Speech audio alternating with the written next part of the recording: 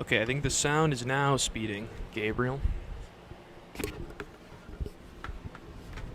Sound speeding. Sound. Yeah, can you hear me? Oh, turn the volume up on our headphones. On the headphones. Yeah. Hello. Hello, can you hear me? I hear nothing. What do you mean you hear nothing, man? Are you Maybe plugged in? Maybe my cord isn't plugged in. Hold on. You hear me? Wait. Try it. This is the second time this morning that I didn't plug in my headphone correctly. Something's going on. Something's happening right that's now. it. Oh, you gotta lower. You gotta lower the headphone volume. Yeah. I hear you big time in my ear. Can you... How's this? That's pretty good. Can you hear me? Yeah. Great. It's beautiful. You know what it's like, man? We're in this like little void of... We're in our own little void of sound and... Our own segment of space and time. Sonic, you know what I mean? Sonic, I don't know what the fuck I'm saying, but... Is the camera speeding? It is. Speaking of which, we need to set the timer. Ladies and gentlemen, Dale is feeling like a spiritual man this Sunday morning. He had his Am coffee. I feeling like a spiritual... You know what? I was feeling good. Coffee is God's gift to man. That's just a goddamn fact. Absolutely. Thank you, God, for... Thank you, Korean Jesus. Wherever you are, thank you, Korean Jesus. How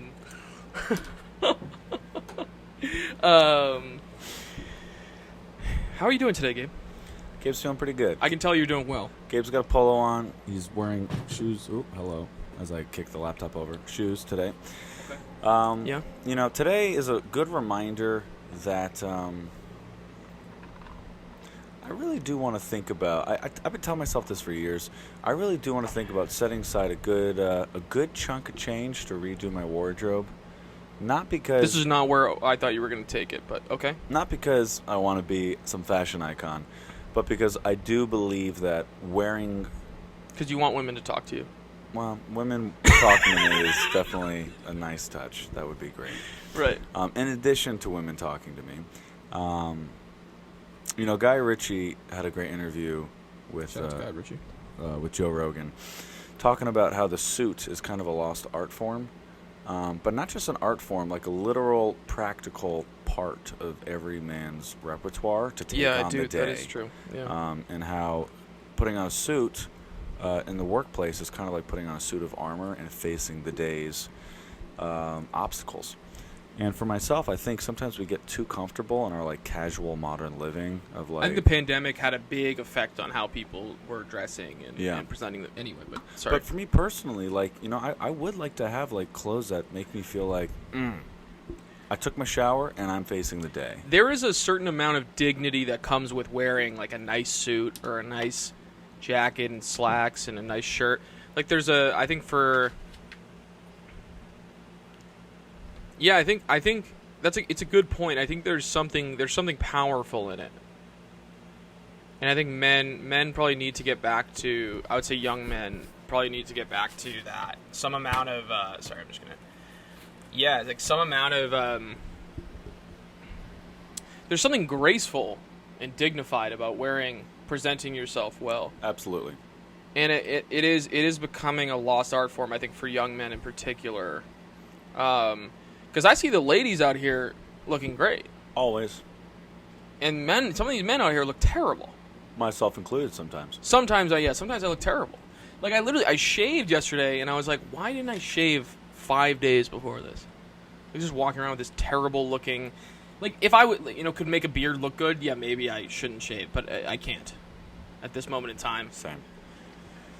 You know what I mean? I'm not Jim Morrison. I'm not Val Kilmer playing Jim Morrison. I can get a beautiful looking beard and, it all looks amazing. Right. So the question is, in our everyday lives, are there missed opportunities to show up, not for others, not because, we're feeling pressured to do so. Yeah. But because it's an additional tool in our tool belt to just kind of like take ownership of our lives. Yeah, absolutely. Yeah. You know what I gotta say too? They're not suits, but remember West Side Story? Of course. Remember with the new one, the Spielberg one. The new one, yes. Spielberg, yeah. Wait, who's that? Steven Spielberg. What has he done? He's done I think there's this one little He's done some kind of small stuff, right? There's something came out in like the late 2000s. Okay. I think he did. Which was Titanic. I think that was him. he did Titanic, huh? I think so. Yeah. He's British, right? Steven Spielberg. Yeah. British guy. Yeah. Yeah. Yeah, British guy. I think. He also did Alien. Was that him? Yeah. Yeah. Definitely. I think he's doing Avatar. He's got Avatar coming out soon, right? Yeah. He only formed. Steven Spielberg only formed basically the entire American persona, pop cultural persona for the last 50 years. Thank you, Spielberg. Yeah, I love people like Spielberg's no movies stink. I'm like, you're a fucking moron. Like, do you understand who this man is? This man has shaped you. Like you don't even know. Like when you go to fucking theme parks, man. When you go to theme parks. You know why the theme parks are set up the way they are? Because of Steven fucking Spielberg. God, show some respect to the man. Absolutely, yeah.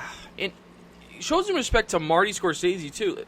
I always think of Steven Spielberg as the American pop cultural persona, and then Marty Scorsese represents the shadow side of American. That's a cool way to look consciousness. At it. Yeah. And all right. That's the way I look at it, and whenever people shit on Spielberg, I think Scorsese these days gets actually a lot of love. I would say people I think give Scorsese like a lot of props publicly, and I really don't think people give Spielberg enough props. The man literally has shaped American pop culture for the last 50 fucking years. It's nuts. He's a genius. There's really not much more to say than that. That's period. There's just period. Full stop. I saw Jaws for the first time 6 years ago, probably less than that. It's one of the best movies ever.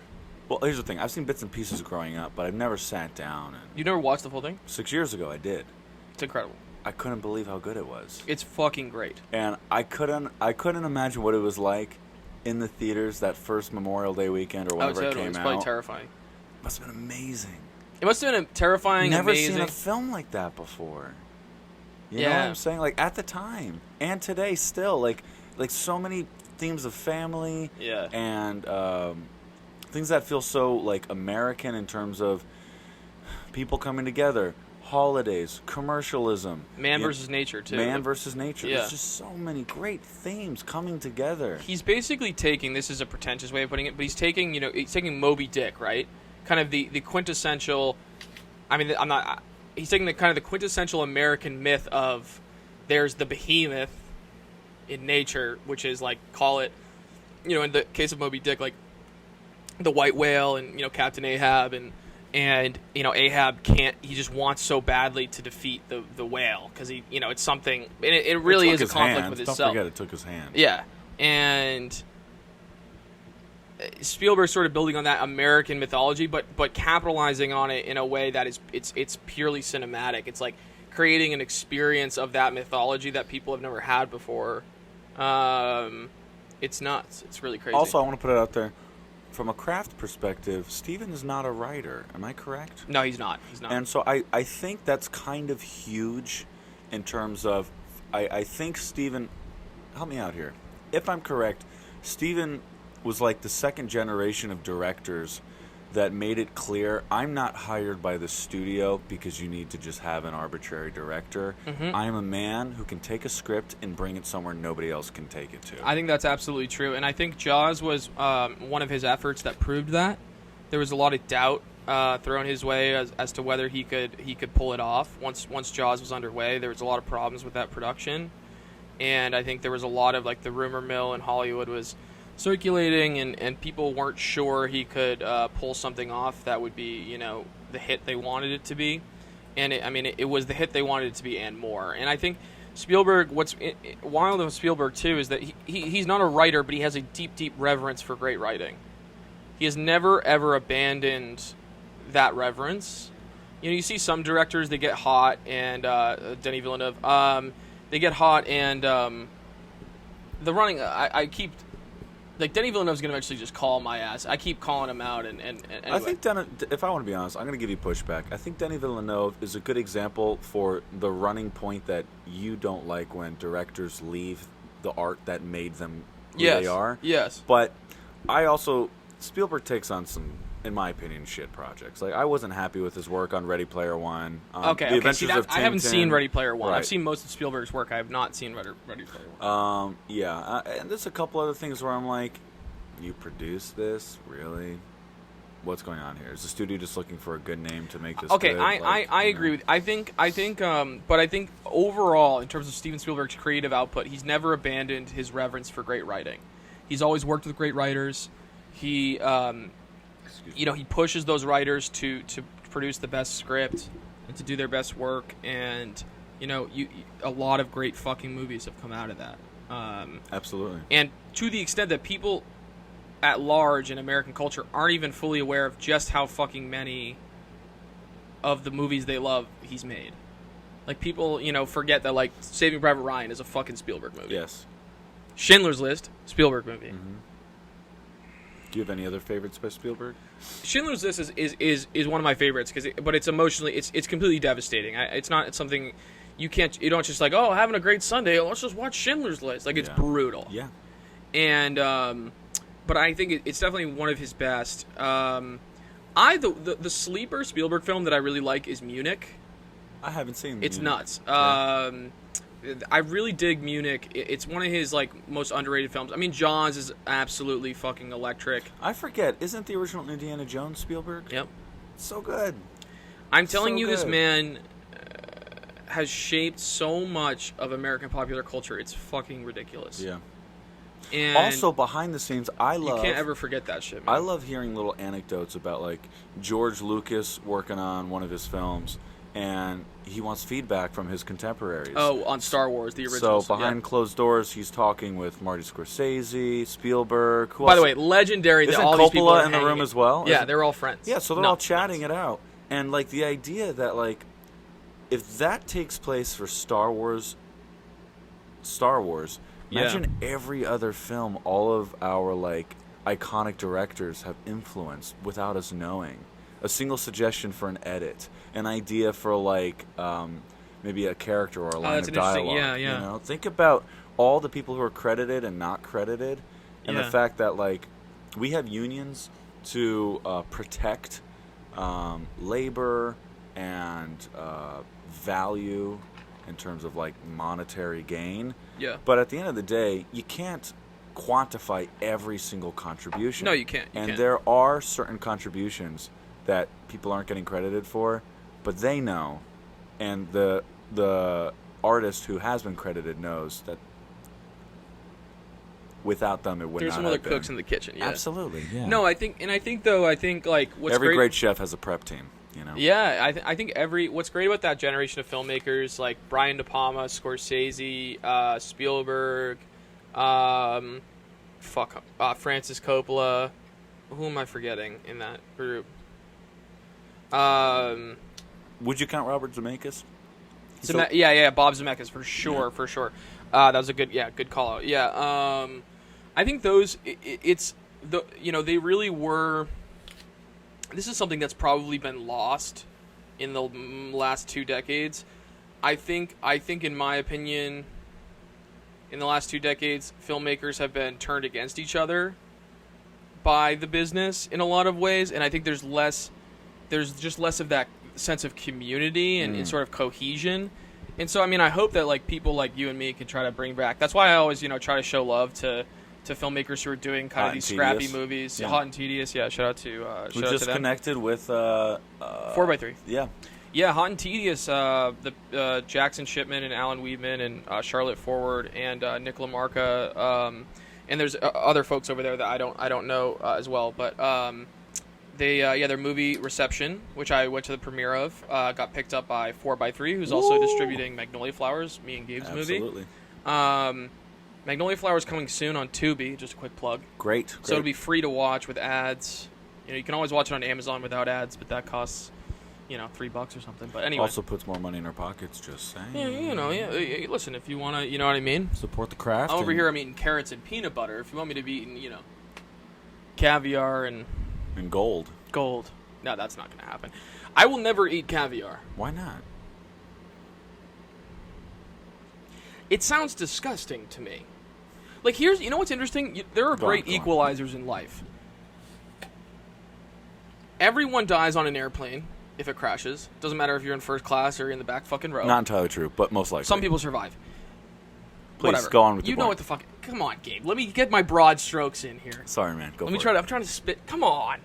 I support it. You're right. Everyone dies in an airplane. It's Everyone J.J. dies- Abrams, and everyone is in purgatory for 10 seasons. No, okay. And fucking Forgive whatever. me, everybody. Today is the middle of September. For anybody who remembers, in 2022, there's like this constant story going around Instagram on different like channels of this woman in a crash from like 40, 50 years ago. Do you know what I'm talking about? There's this woman.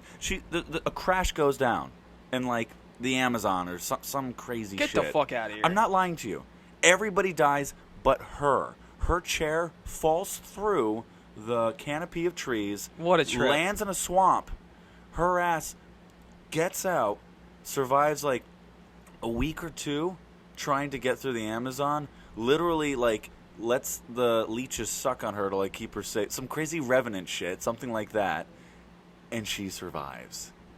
Lives to an old age. When did you read this? It's on Instagram, so I could probably go through my saved, liked posts. That sounds nuts. Absolutely nuts. And they have a picture of her as they like pull her out of the swamp.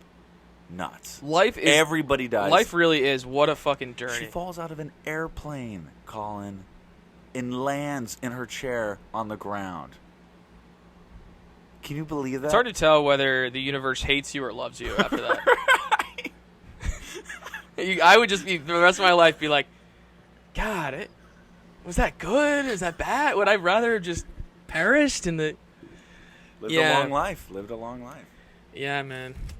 Here's the thing, is that story is scary. I'm more scared driving down Western Avenue in Los Angeles than I am getting on an airplane. So I'll never be afraid anymore of getting on airplanes. I'm not going to give you pushback on that. I agree. It is scarier driving down Western Avenue. Like, it just is. People are fucking nuts. Get your shit together, Los Angeles. You're some of the worst drivers in America. All right, we'll leave it there. Also, well, when you want to be a responsible driver, get in the left turning lane, look both ways. You start to take that left, some schmo is flying right at you. It's almost like they were paid to hit you, and you have to choose. Yeah, it's like a bunch of hitmen. That's what it feels like. Yeah, it's basically a bunch of hitmen coming for you. You're gonna die. It's Final Destination. Yeah, yeah. And what's his name? Garcetti? Eric Garcetti. Eric Fuck Garcetti. you, bitch. He's targeted many of us to clean out the city. Yeah. It's a cleansing. Western Ave is a cleansing, just so everybody knows. And he's hired X amount of hitmen to take us all out. That's a great conspiracy right there. We'll let the people run with that one. It's true. And if you think it's true, you can subscribe to Movie Garcetti's Addicts just Podcast. off camera. He's like, You just I see like a little barrel just slides into frame. dude. Just a barrel of a shotgun. Yeah, Garcetti, you're getting voted out of office, you fucking bitch. Yeah, All right. baby. Politics. Politics. Nah, I don't want to talk local politics right now. Politics. So you were saying, though, that everybody dies in planes. There are only so many things in life that are guaranteed. Oh, the great equalizers in life. Pizza will always be great. Okay. I don't care. Like, if I have $1 zillion in my bank account, I'm still going to want a motherfucking pepperoni pizza. Yes. That's one of the great equalizers in life, is that some things are constants. You know what I mean? There's no cure for death, and pizza will always be great. Say no more. Say no more. God bless America. Thank you so much, and good night. No, all right. Do we want to talk about... anything else you want to talk about? Well, speaking of great equalizers being death...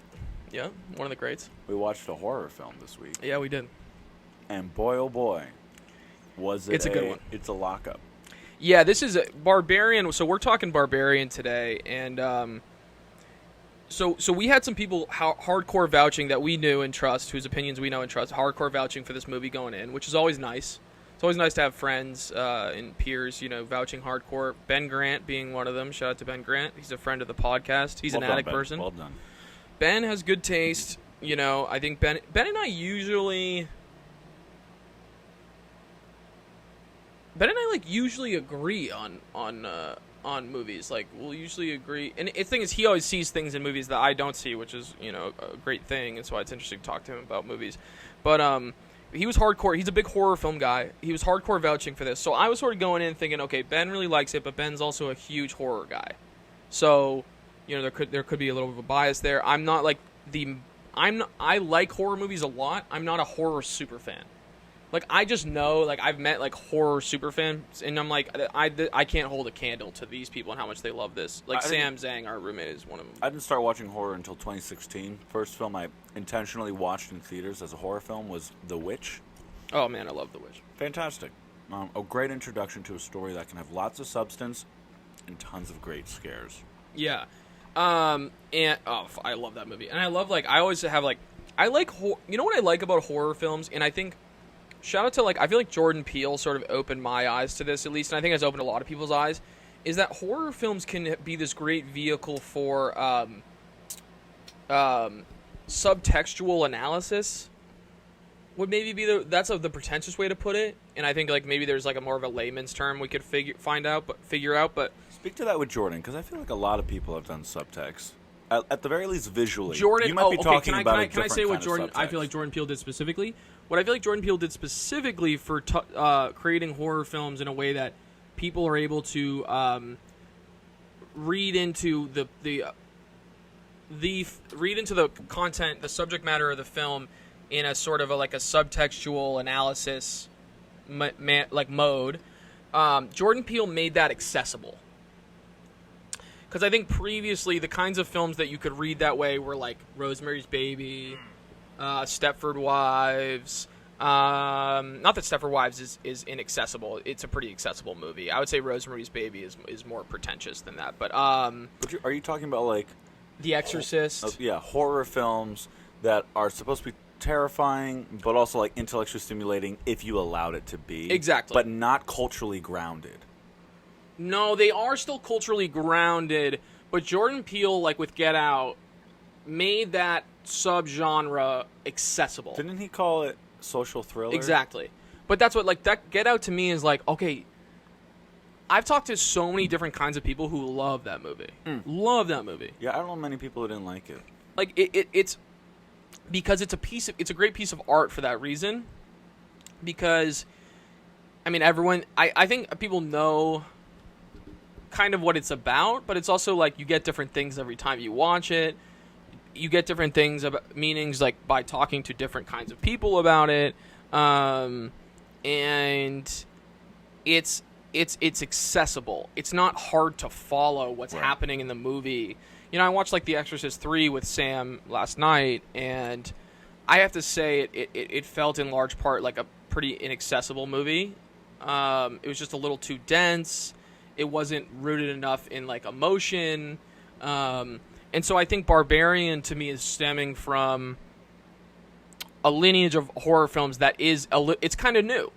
It's kind of it kind of popped up, you know, with Get Out. I would say in a you know, where Jordan Peele's making meaningful horror films, but they're, you know, it's for pop cultural consumption. It's supposed to be accessible. It's supposed to be exciting. It's supposed to be like let's all go to the movies together and talk about this movie and watch it, or even if you're watching at your house, you know, watch with your family, and you know, like, and it's supposed to make you feel something more than anything. It's supposed to make you feel something, and then I think afterwards it makes you kind of think and grapple with big themes and things. But Barbarian feels like it's in that realm. I don't know if does that hold true? It does. I mean, one thing I think kind of related to that in terms of what I know. Again, what I know about horror, not a ton of films, is Barbarian sets up the kind of simple premise of something is definitely not as it should be. Yes. Takes place in a broken down neighborhood, and every house is destroyed except for one. And that one house that's beautiful. It's a great subversion of genre, because typically, like with the house on the corner, if that's what they called it, what was it, the Well House in It, Steven Spielberg's It. Every house is nice on the street except for that one house. I don't know much about It, to be honest with you. So you're gonna have to learn me up. No, on it's that. all good. So basically, in It, you know, you're surrounding these kids struggling with puberty. The puberty and their fears regarding that manifests and a demon that returns to a town every about 25, 30 years. Cool. Okay? When the demon returns, it's taking kids' lives by preying on their fears. Okay, And yeah. one of the ways to, one of the places that the demon resides in is in this house. Mm-hmm. And so my point is, this is not a lonely thing, you know. Or this is not an isolated instance in horror. There's oftentimes a nice street, but the one house.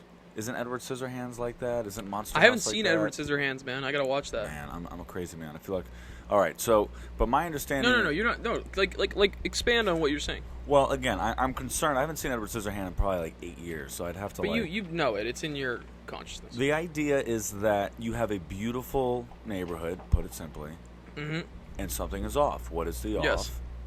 The one house that's not being taken care of.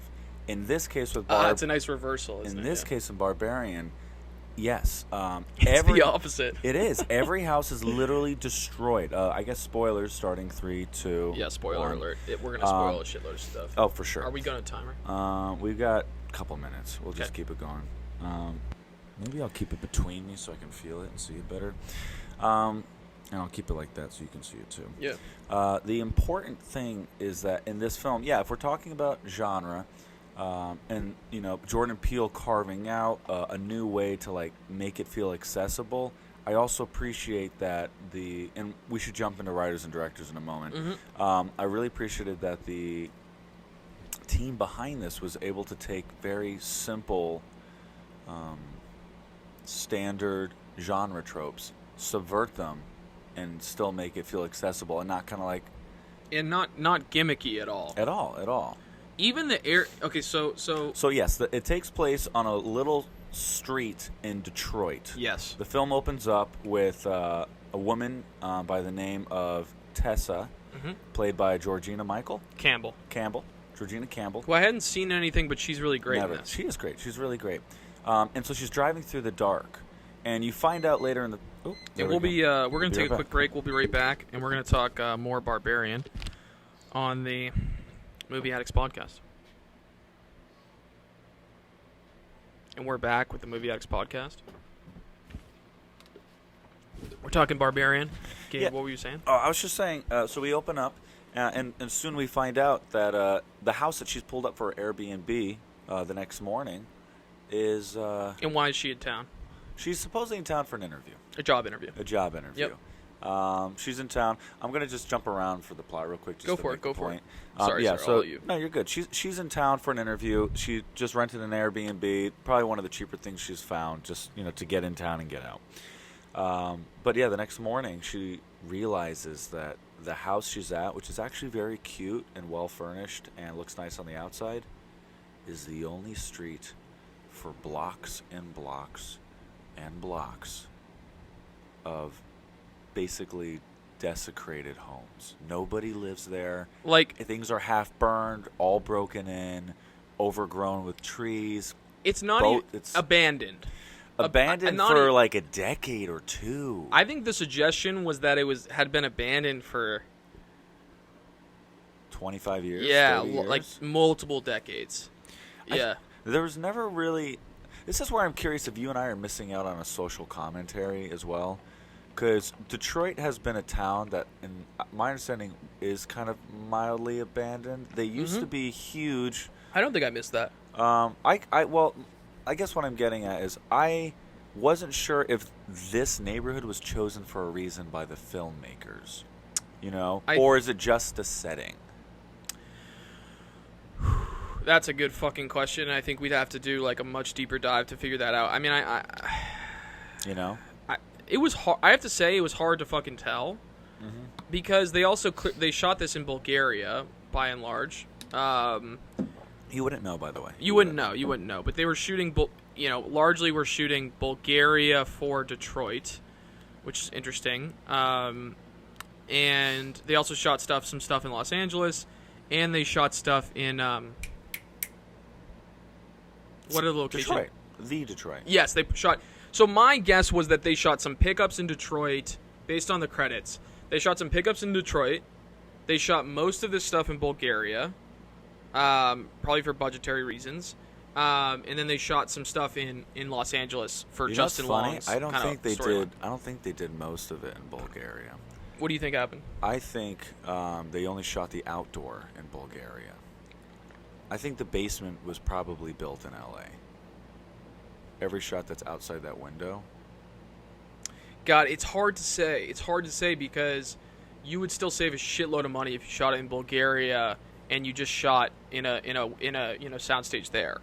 I guess the question is, that's a great. We need a. I think I'd be really curious to know. As answer. a filmmaker, would it make more sense to build out that basement setting in the same location, so you don't have to play games with like, all right, actress, you're going to come in for a week and shoot all the inside basement stuff, and then when you get pulled out the window, it's going to be in a different country. Do you see what I'm saying? I think it's I think that might be way too much. No, but it can. If it's worth it financially, that's what's going to happen. Yeah, that's what's going to happen, bar none. Like if the producers are being smart, because it's just. For example, like The Revenant, dude, they shot some of the shots from the same scene are shot in different countries. The same scene. Wow. Argentina, Chile, and like another the river, one of the river scenes where like Leo DiCaprio Hugh Glass is like dives into the river and floats downstream. Like they shot that at two different rivers and they cut it together. So it's like whatever has to happen sometimes. For sure. As a producer and like, I wouldn't be shocked if they were like, we'll shoot this stuff. We'll shoot like a reverse where it's like facing outside the window, but then once we're outside the house, that'll be in Bulgaria. Like I wouldn't be shocked. Exactly. It's like sometimes those are the kind of little magic tricks you have to pull to like make shit work. Especially, you know what? Also, I would almost buy that depending on how they shot the basement, because the basement felt very real.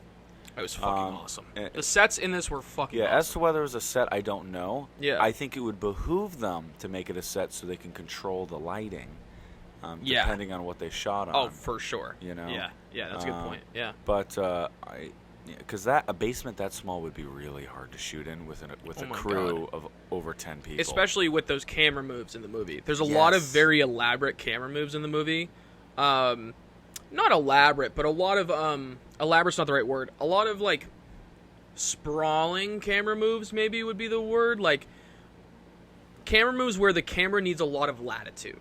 It needs to be able to move really far forward, really far backward, very quickly, really far, laterally. Like there's a lot of complex shit going on in this movie. So I think you're making a good point. Like it would probably behoove you to just shoot it in a controlled environment so that you can get all the shit done properly, and you're not compromising on the actual, shots. Anyway, but go on. No, yeah, I mean, even on that point, not more of a point to a static shot, but the depth of field.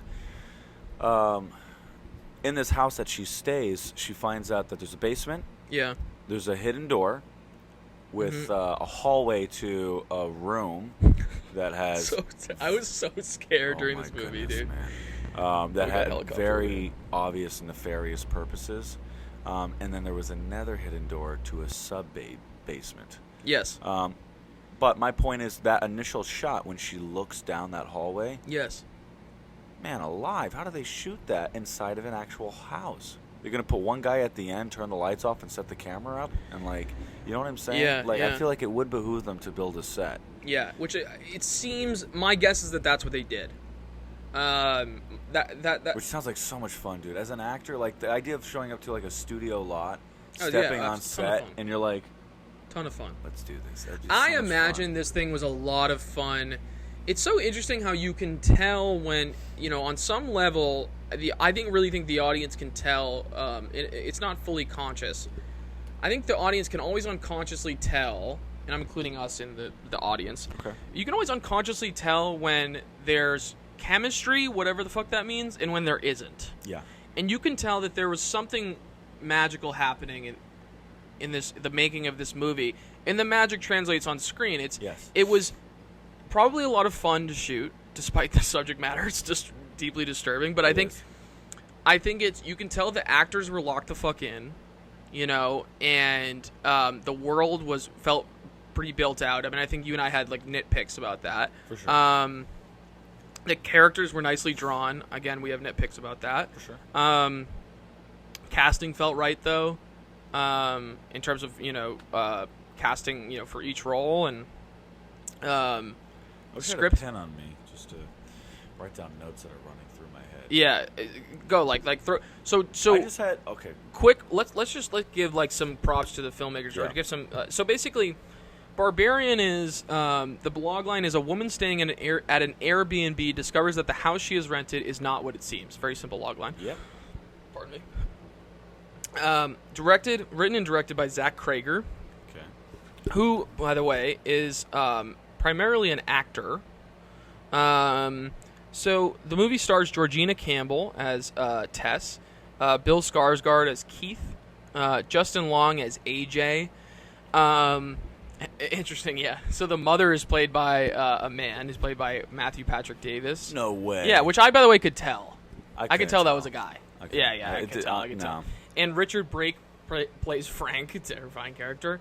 And then, from there you have sort of like, some not, I don't want to say tangential characters, but you have minor, supporting characters from there. But those are the key five. And, basically, as we said, Tess, she shows up. So I wanted to say Zach Krager was primarily an actor. I believe this is his feature debut as a director. So, that's not true. I'm sorry. Oh. Pardon me, Zach. He co-directed a movie in 2009 called Miss March. He's directed a bunch of television. The Whitest Kids You Know. He directed 53 episodes. Oh. He directed a movie called The Civil War on Drugs. Again, it was a co-directorial effort, and then he directed some more TV stuff, and then this is like a big feature theatrical directing credit for him. So Okay. But he's been an actor in a ton of stuff. So The Whitest Kids You Know, he also acted in. Friends with Benefits, the TV series he acted in. Trying to see some ones about a boy. Wow. He was in. Yeah. Wrecked. He was in. And apparently, so he also plays a character in Barbarian. He plays Everett. I don't remember who that character was. Who was Everett in the movie? Maybe he was a voiceover, one of the friends who was the manager or something. Oh, yes, that would make sense. Okay, yeah, so he is like kind of a pseudo cameo in this. But yeah, so Zach Krager, I thought did a great job with this movie. Or maybe Everett was the best friend in the bar. Remember Justin Long? Yes. One guy? But there's another guy. I think the best friend in the bar was Doug, or was Doug someone else? It looks like Doug. Okay, Doug, so who the fuck? I can't remember who Everett was. I'll buy that. It's one of the voiceovers. Okay. Anyway. So yeah, I know we're kind of rambling around. We gotta find a way to get structured because I feel like we get tight here. Yeah. Okay. So we know the director is Zach Krager. And the writer is a writer-director effort. Yeah. Okay. Yeah. How did we do with the box office opening weekend? Well, that's a great question, Gabe. I gotta look this shit up. Yeah, me and Dale, our minds move a mile a minute, so keep up. Which happens when you watch a good movie. Yes, also true. We're very excited about this film. Get the fuck out of here. Hold on. All right, your boy's about to. God, okay. So worldwide right now, we're looking at 29 million. Wow. How much did the film cost to make? Hard to say. Hold on. Sometimes that shit is published. Sometimes it's not. Yeah, interesting. Some of these movies not really publishing their budget of late. Because I know we had that issue with Bodies. Yeah, it's not published. It doesn't look like it's readily available. But I mean, 30 million in what is that? How many weeks? It's only been 2 weeks, I thought. Yeah, man. So that's a pretty fucking great start. Yeah, 20th. Yeah, so I mean, it's a 20th Century Studios flick in terms of distributors. Which is wild. It means it's technically a Disney film. Well done, Disney. Well done. Don't give Disney credit for this. Please. Yeah, so I mean, 30 million. It's hard to say. It had a 10 million opening, 10.5. Wow. So it's doing well, you know, and I think people are going to continue to go see it For the whole month. Interesting. So interesting, by the way. 95% of that box office is domestic. So only 5% of that is international. So that's pretty fucking great. It so, is. you know, I'd be curious to see if they expand their release to a bigger international release to see if it can take get taken to the next level. Yeah. Which, listen, I'm rooting for it too. It's an original fucking horror flick. I mean, it's like original movies are hard to come by these days. I thought Zach Cregger, this is a really bold effort on his part. Yeah. And I'm glad it's doing well at the box office. I think it deserves to. I think this movie went fucking hard, and you can tell it's a bold effort. I think you and I had nitpicks in like the last 20 minutes. For sure. The film, in many ways, is kind of like a revenge fantasy on like terrible men in society, but they do such an incredible job in the first 110 minutes of setting up a believable world that all the good shit that goes down at the end, you buy in. It's like you buy in because also, by the way, it doesn't. I liked in the writing there wasn't a. Okay, so let's ground people in what the movie is. Great. So you have Georgina Campbell, Tess. You have Tess. She shows up, and you know it's raining. She's trying to get into this Airbnb, and it turns out the Airbnb. I love all the details that pay off later. Yes. The Airbnb is double booked, and so Keith, Bill Skarsgård, answers the door. Yeah. And it's unsettling because you're going, who is this guy? You're thinking about it.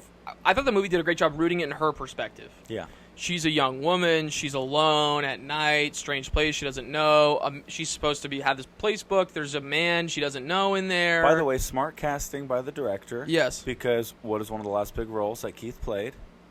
Bill? I actually don't know. He played Pennywise. See, that's the kind of shit that.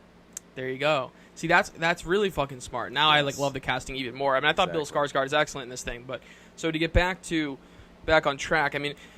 For the plot, they meet at the Airbnb. They meet at the Airbnb. He seems like a nice guy, right? Does. But you're thinking about it from her perspective. You have to have a healthy dose of skepticism and wariness because you don't know this guy. You're alone. You're very vulnerable, right? Mm-hmm. Especially for her as a woman. And then he asks like, do you want to? They're like, how are we going to figure this out? The Airbnb's double booked. The suggestion is like either they both stay, which is interesting because it implies like a sexual situation, right? And that's sort of like underneath the situation. It's never really spoken. And then like on the surface is like, well, we can just come inside. It's raining. It's cold. Like we'll figure it out. We'll call the rental companies and we'll figure this out. Yeah. And then the property managers are not answering their calls. So like clearly like basically they booked the same house on different websites. So you imagine like one of them booked it on Airbnb and one of them booked it on some other fucking website, right? Yeah. And so they're both showing like, here's my confirmation receipt of like I was supposed to stay here, and they're like, oh shit, so this is a real, but it's seeming like this is just like some sort of mix-up. Mistake, some weird coincidence.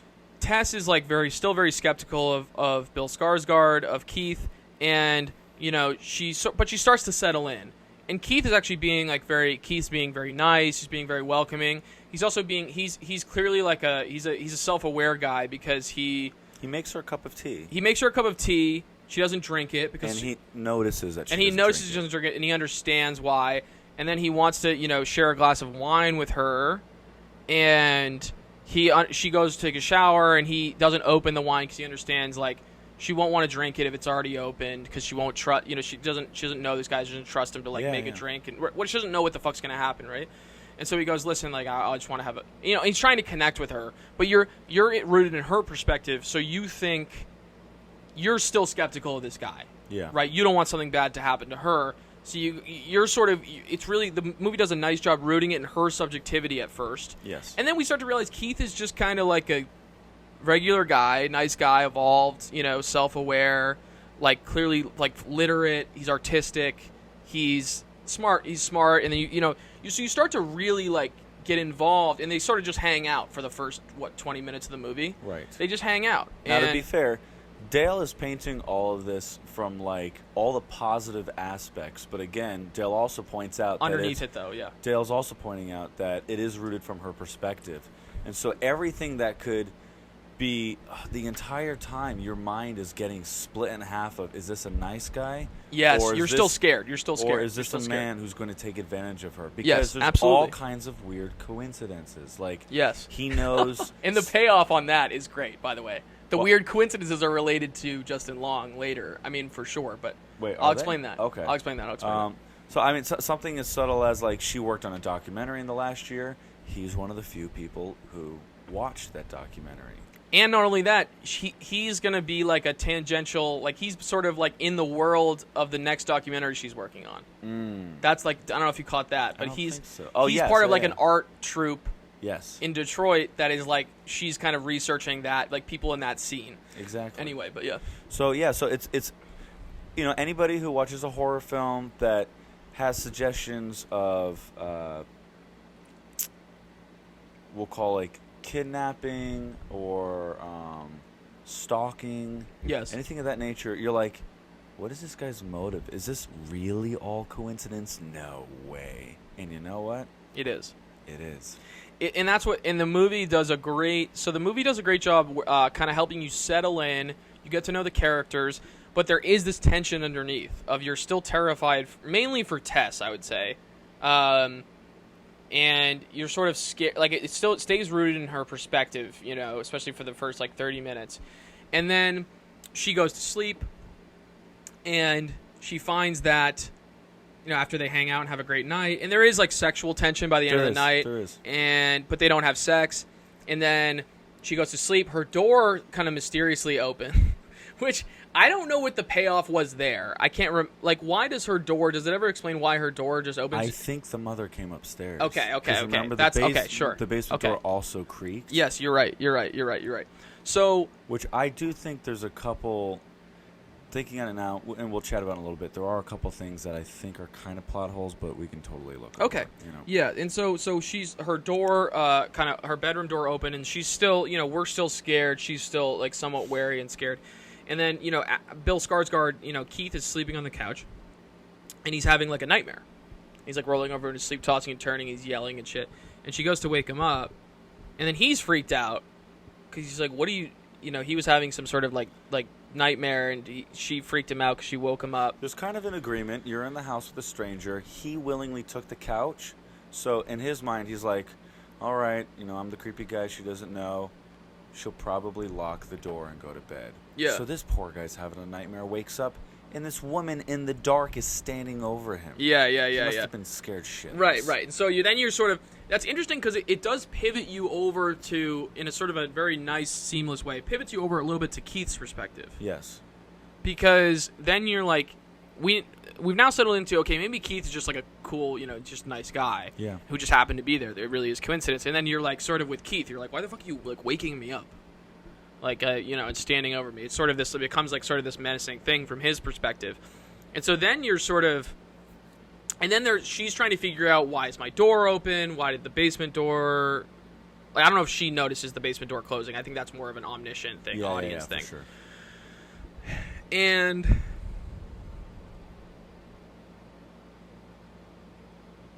so then she's trying to figure out what's going on there.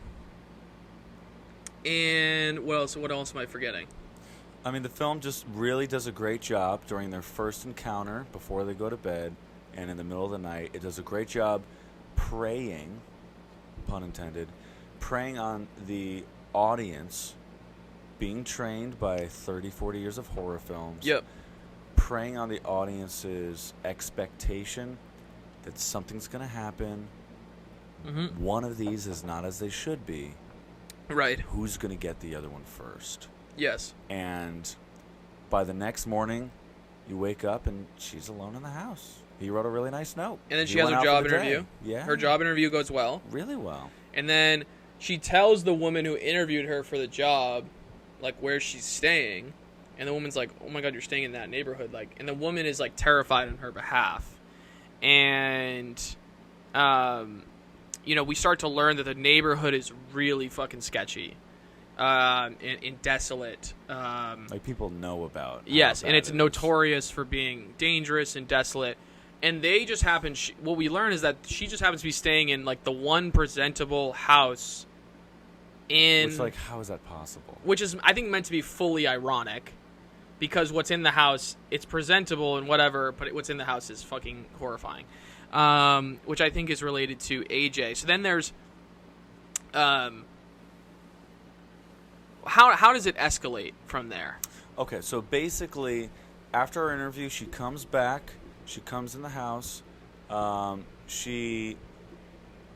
night, I think she looked down the basement and just like, okay. Today she saw the basement again and she was like, huh, is anybody home? And she was kind of felt unsafe, if I remember this correctly. And she goes downstairs, and guess what? Guess who's in the basement? Guess. Oh. Nobody. She's home alone. No big deal. Right. And she starts, walking around, and I think she's looking for some shit. How does she end up finding the rope? Is it just happenstance? She notices it? I can't remember. Is the rope tied to the bell? No. In this circumstance, it's just I don't know what motivated that. I can't recall. But okay. Yeah. So basically, she's just walking around the basement, and she sees something a little off. For whatever reason, she was standing too close to a shelf. And on the shelf are a couple figurines and objects that you typically find in a basement. Yeah. And in the wall is a drilled hole, probably as large as your index finger to thumb. Granted, I have large hands. But huge hands. Huge hands. Hola. And there's a rope, a braided rope coming out of it. And it's clearly meant to be pulled. Yes. So I don't know why she ever would have done. Me, I would have been like, I'm good. I'm going back upstairs. Yeah. I don't know, man. That's one of those, like, first moments in the film. Like, if you want to say the first moment in the film is, like, going into a house with a complete stranger. I was pretty terrified from the beginning of the movie, but yeah. But in terms of, like, every horror film, there's always that, why are you doing that? Why are you doing that? Why yeah, are you totally. doing, please don't do that. Come on. You know better. And the movie plays on that when she opens the door and looks in. Yes. She says, nope. She does. And she just kind of hangs out in the basement for a bit. Because she's like, I'm not going down there. I wonder if that was a little nod to the film Nope. There's no way it could have been because... Unless they were in talks, unless they know each other, Peele and, Maybe. You never know. They were made by different studios, though, so I don't know. It seems unlikely given that the two movies are coming out so close together. Okay. They were probably shot around the same time and all that anyway, but... So, anywho, point is, she does pull the rope, and guess what happens? What happens? The wall swings back. A nice little 7-foot by 2-foot doorway. Yep. Swings back, and it's just pitch black, ladies and gentlemen. Pitch black, other than what you can conceivably see or perceivably see as, like, a dirt floor. Yeah. And like Dale says, she makes the very ironic, like, audience-aware play on the genre joke. She looks in and says, nope. Yeah, and then she just kind of hangs out on the stairs. But she can't shake the... Oh, she gets locked down there. Yes. She gets locked down there.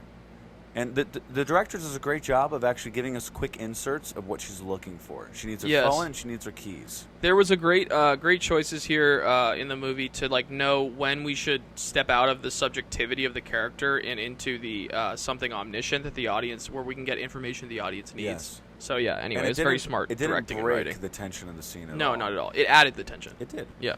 So she's stuck in the basement, we should probably mention. The door closed, locked her in. She doesn't have her phone, she doesn't have her keys, but she does see this pathway, and she's curious. Yeah. And being in someone else's house, I can understand these circumstances. Yeah. Of like, well, there's clearly a window that I could climb out of, but it's a glass pane, and looks like it's locked. Yeah. I don't own the house. I'm not panicked enough to break it to climb out. Mm-hmm. We're going to leave that alone. Meanwhile, this other random door that opened up in the wall, Eat my carrot. Go for it. I'm kind of curious, and it seems like Keith left, so what's going on here? So she eventually she doesn't have a flashlight because her phone's upstairs, and she can't find one downstairs. So she turns on the bulb above her that's hanging in the ceiling. She grabs like a standing wall mirror, nothing too large, like one you'd buy in Target, that's like 5 feet by 1.5 feet. She leans it on a chair, and the reflection of the light actually brightens up the hallway a little bit, and she walks down the hallway. Which was a kind of a nice like visual device because it represents like here's safety over here, and then here's like the unknown. Right? It sort of creates just a nice dichotomy visually, and there's the light, and I can go toward the light, and there's Oblivion. I have no idea what's down there. And in Oblivion, as she started to step into it, she saw there was a door with a shred of light sticking out from underneath. Yeah. It.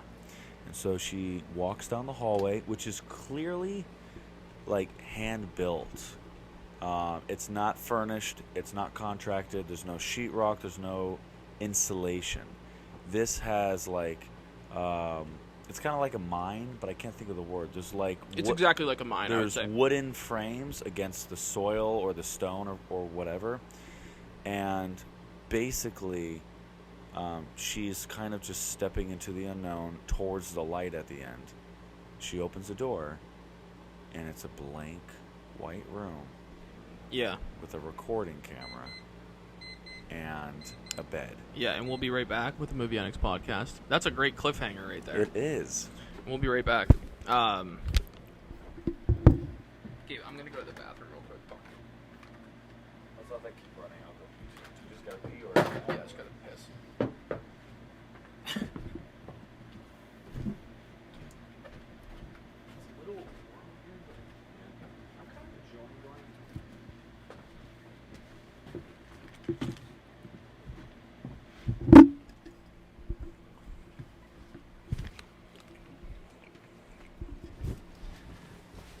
And we're back with the Movie Addicts podcast. Hold on.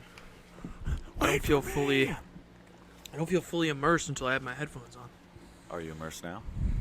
I'm immersed. What's the last thing we were talking about, Dale? We left on a great cliffhanger. Just the way the movie did. Yeah. What was the fucking cliffhanger though? It was she goes down the hall. She opens the door. There's like this. There's the blank white room. Blank white room with a filthy mattress, a video tape camera, and a bucket. And there's also technically a bloody handprint smeared on the wall. And it's like really fucked up. And she runs back upstairs. Yeah, she does. Because she's terrified. And also Keith comes back. Well, actually, no, she doesn't run back upstairs. What happens? Keith is outside the window. Oh yes, I'm sorry. You're right. So he runs back down she runs back down the hall to the basement. She's freaked out. Keith is at the front of the house, and again, another situation where we're very concerned for her. Because again, who's who? Who can we trust? Can we even trust Keith? Did Keith know about this? Yes. So Keith is out of the house. Now he's outside. Keith is asking her to pass the keys through the window. Just a reminder for everybody. I think I said before that she left her phone and keys upstairs. That's not true. She left her phone upstairs so she couldn't communicate or use a flashlight. She did have her keys. She has the key, though. And the reason the key is important is because it's an Airbnb with a lockbox, and there's only one set of keys. And as we've mentioned, there's unexpectedly 2 tenants. So Keith can't come into the house without the keys, and she has to give up her only way safely in and out of the house, passing it through the window. So she passes the keys. Keith walks into the house, unlocks the basement door. She bolts to the living room, explaining everything she just saw. And Keith sort of talks. She's freaking out and says, "We need to leave." And Keith talks her into, "No, we can stay. Let me just go check out." She explains what she saw in the basement. And he goes, doesn't sound that crazy. Like, there's a lot of weird stuff in basements. Yeah, he didn't understand. Like, hadn't seen what she had seen, right? Seen it yet. So he goes, listen, I haven't seen it. Let me just go down there and I'll just go look at it. And it's tough because for me, in the last couple of years, we've had a lot of great like social lessons about learning about situations that are scary for women that as young men we would not be cued into. Two things happened during that conversation when he came into the house. One, I don't want to say he was gaslighting her because he was very open-minded to what she was saying, but he did slow her down and be like, is that really what you saw? Are you sure? Because basements are creepy, as Dale mentioned. And then now she's starting to get to tears, and she's about to run out of the house, and he stands in front of her and puts his hands up. And this is tough because, again, what we know about Keith after the fact of the film is that Keith is a nice guy trying to be a protector for her. The problem is because of the situation, Tess just needs to get out of the fucking house, and she's scared. He does step out of the way. He doesn't force her to do anything. He steps out of the way. She goes to the door and either opens it or is about to open it, and he says, okay, I will go down there and I will look. And so he goes in the basement, and she waits upstairs, and she's safe, and he's safe, and then he doesn't come back. Yeah. And then she calls out his name. Mm-hmm. And he doesn't answer. And then she goes downstairs and calls down the hallway. He doesn't answer. Where did he go? Where did he go, Dale? She goes down the hallway, opens the room, looks under the mattress. Where did he go? The looking under the mattress part was just a nice little, like, kind of just like a cute real thing. Yeah, it's just like building up anticipation of maybe he's messing around. Everybody would do it. Right. Maybe he's playing a joke on me. Yeah. And she hears him. Did you mention, like, she hears him? Not yet, until... And, like, she calls out, like, now she's totally freaking out once she realizes he's not under the mattress. And she calls out to him, and you can hear him in, like, the far distance. Thank you for the sound design, by the way. Yeah, sound design in this movie is really great. Yeah. Terrifying. We hear... And the score in this movie is great. Yes. Shout out to the score. Whoever the composer or composers were, and the sound design was incredible. There was a terrible moment when she comes down and she calls out Keith, and you hear him, the quietest little voice, but it's not a whisper that's close to him. It's a desperate cry for help that could be 50 yards away. And she has no idea where it's coming from until she realizes the back wall of the hallway is actually another door. And yeah. When she opens that door, holy shit, ladies and gentlemen, get ready for the climax of the first act. Yes. Oh my God, I was sick. I was terrified. Physically sick. I have not felt this way in a film in a very long time. Not sick from gore, not sick from something disgusting that I'm seeing. Sick from anticipation and me feeling like I'm in that situation. Yeah. The director does a great job of making you feel as the protagonist at all moments. Yes. You only have as much information as the protagonist at all times. To the extent that there are some nice, really overt POV shots where we're literally, like, it's almost like that movie Hardcore Henry that came out where it was all everything you see is from that movie came out like 2015, 2016, came out years ago. It's all from the perspective of, like, literally the perspective of the character, to the extent that it looks sort of almost like a video game. Yeah. Where you see the person's hand with pointing the knife or the flashlight. Yes. And there's, when they're in, like, the tunnels, or the tunnel, like the mine shaft kind of thing, Zach Krager, cuts to like that straight up POV shot a few times. And it's used really nicely for effect. It's not overused. I thought when it was used, it was really terrifying. And then she descends. Yeah, and Keith finally appears. And what's really scary about the way Keith appears is that he's crawling. Yeah. I thought that was a really interesting choice. And I wonder if that was scripted or if that was just like, Bill Skarsgaard and Zach Krager were sort of working that out on set. But something was scarier about the fact that he was crawling because he's taking on an almost like less than human form. Right. So it's like, what is this? Is this a creature? Is this a... But it turns out it's him, but he's crawling. And then why is he crawling? And he says to her, like, something bit me. Like, we got to get the fuck out of here. And then also, he's insisting that the something came from the direction she came from. Yes. And this is a terrifying moment because, again, this is actually kind of interesting from like a world building perspective, and from from humans watching film perspective. The film does a great job, as we mentioned, preying upon audience expectation. Two people starting at the top of the film: who can you trust? Who can you not trust? Then it preys upon, okay, I'm in the perspective of the antagonist. How reliable is the information that I have? And now those two things combined together, with poor Keith insisting that whatever horrors may be in this dungeon are from the direction that Tess came from, and Tessa insisting that whatever horrors are from the direction that he crawled from, both of them are kind of frozen. They don't know which way to go, and the decision is made for them. Because... They hesitated. Yeah, they hesitate. And which is a nice way of building tension and suspense, because you just don't want them to make a decision, and they can't. Which is just nice conflict. It's good writing. It just sucks. I wish that they... And what happens is, basically this...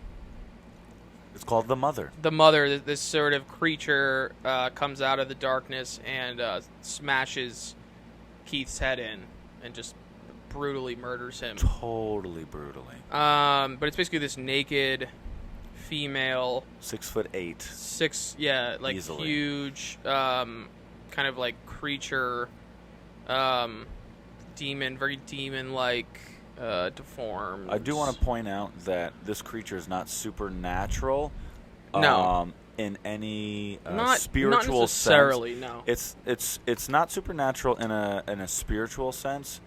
It's supernatural in A, we've never seen anything like this before, and B, its strength is unmatched. It's like a very strong... You know what I liked about it is that it's clearly like it's a creature with a it's like a human. It's a human. It's a hybridized human creature. So it has. It's a fully developed character. You know, the mother is like a fully developed character in the sense that like she has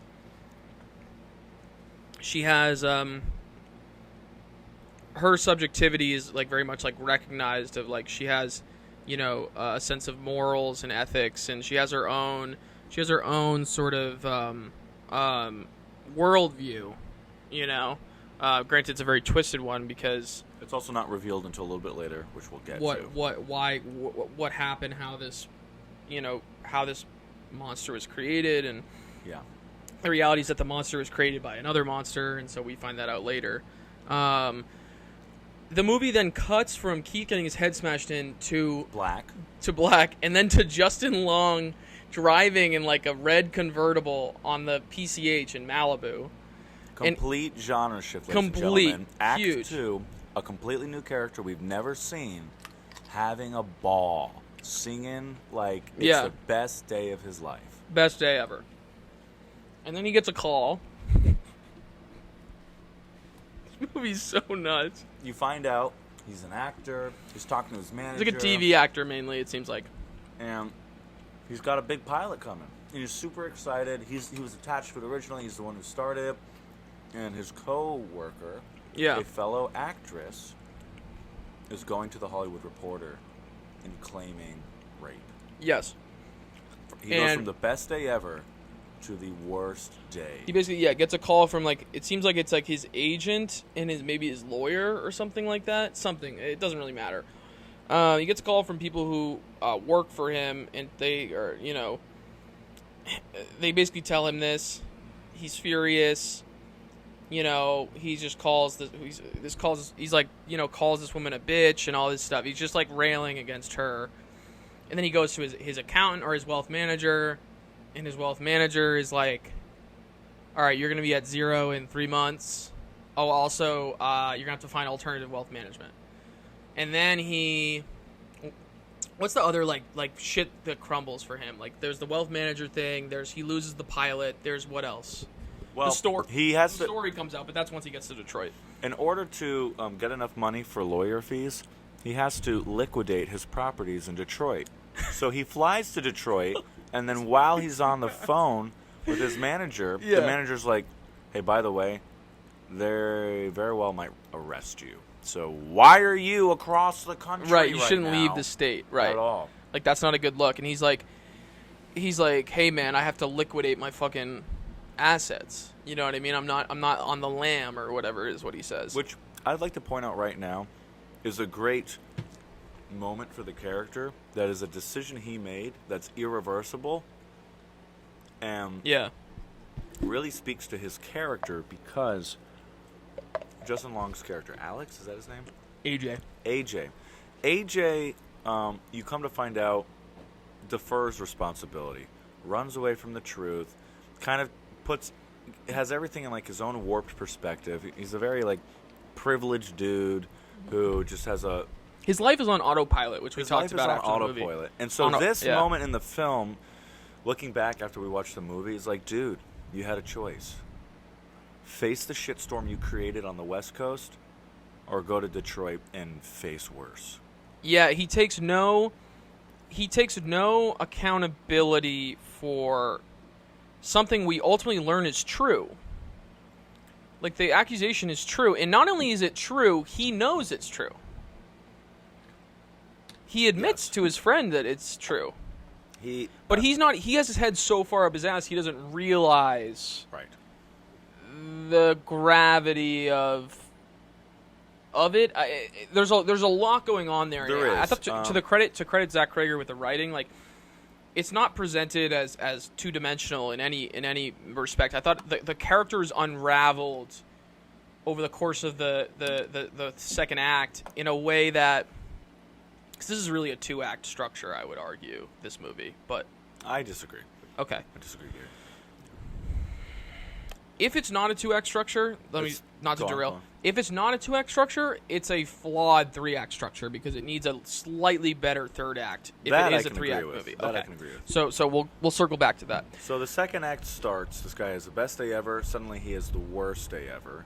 He needs more money. Yeah. He needs to figure out how to overcome a massive obstacle for his career.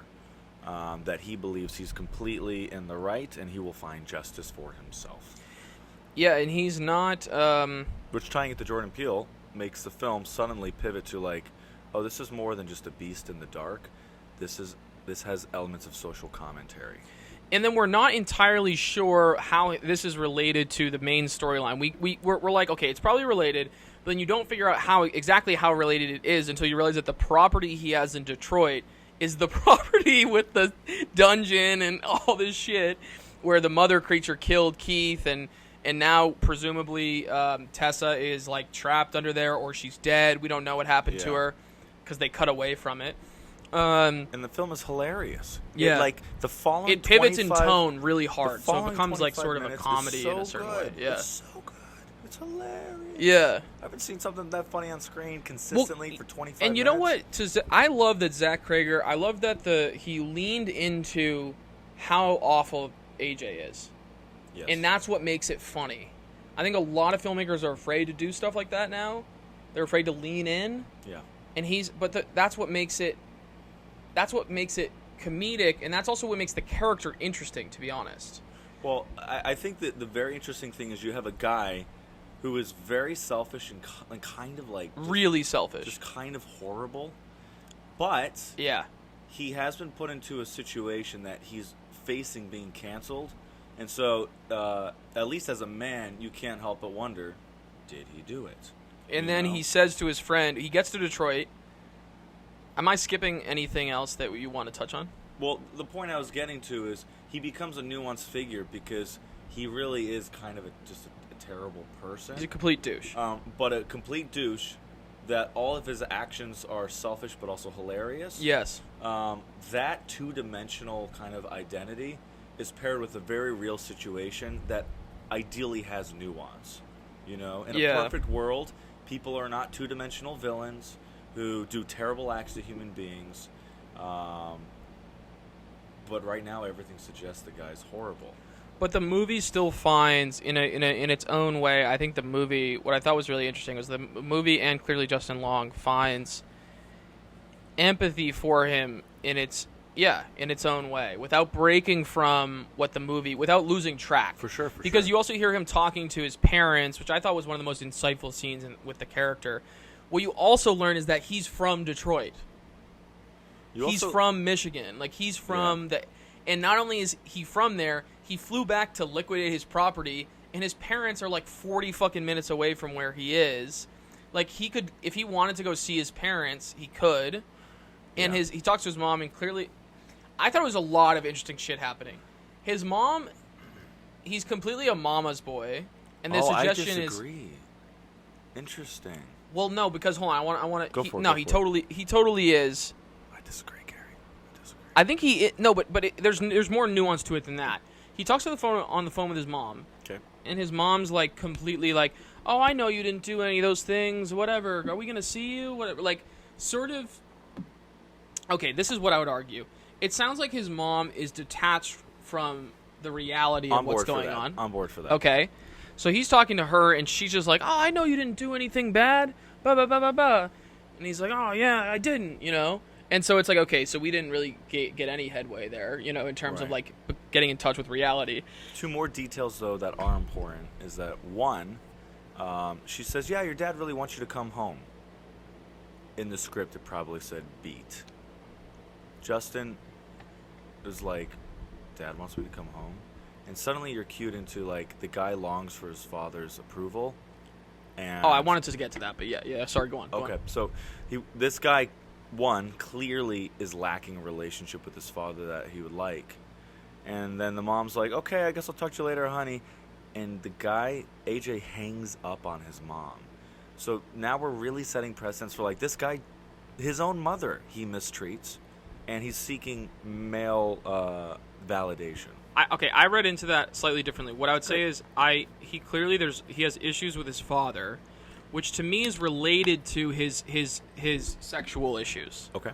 So he is accused of raping this woman, right? Yeah. Not only just like a woman he is working with. Yeah. And also, by the way, the suggestion was, I was thinking about this yesterday, the suggestion is also that he either got her the job on the show and then was like, "Hey, like, let's have sex. Like, I got you the job on the show." Or it was, "I'll get you the job on the show if you have sex with me." It was like, it was in that realm. Really? Yeah. I never got that. Okay, so the reason I put that together, though, is because he says, "I recommended her for this job. I got her on this show." But I don't think, okay, so on that, I was linking two things. And I'm totally on board with you there. My thought is that them having sex and him eventually forcing himself onto her was something that he was hoping for, but never verbally had as a transaction. Okay, it feels like the movie leaves it up to... It feels like I don't know what answer the movie has for that. Yeah, I don't. Mark. Yeah, the only thing I could just assume is that, and maybe this is like me being naive, is like, "Oh, there's a really pretty actress, and I think she'd be great for the film. Wouldn't it be cool if we had sex? Well, I got her the job, and now I got the sense it was a little more nefarious. I thought the movie was trying to say it was a little more nefarious than that. Well, the question is, okay, so here brings up a good question, social commentary and for horror, what is more nefarious? Is it more nefarious to plan out a path to forcing yourself onto somebody else, or is your ignorance and your unwillingness to acknowledge how naive you are to someone else? Now I'm leaning more in your direction because I think the movie has more evidence for the fact that this guy, his life is on fucking autopilot. Right. He's not that, first of all, not that fucking smart. Clearly, he's not like the smartest dude ever. Yeah. He lets other people completely run his life. Yes. To the extent that he's outsourced like every aspect of his fucking life. He's paying Correct. all these people to basically make all these decisions for him. Yep.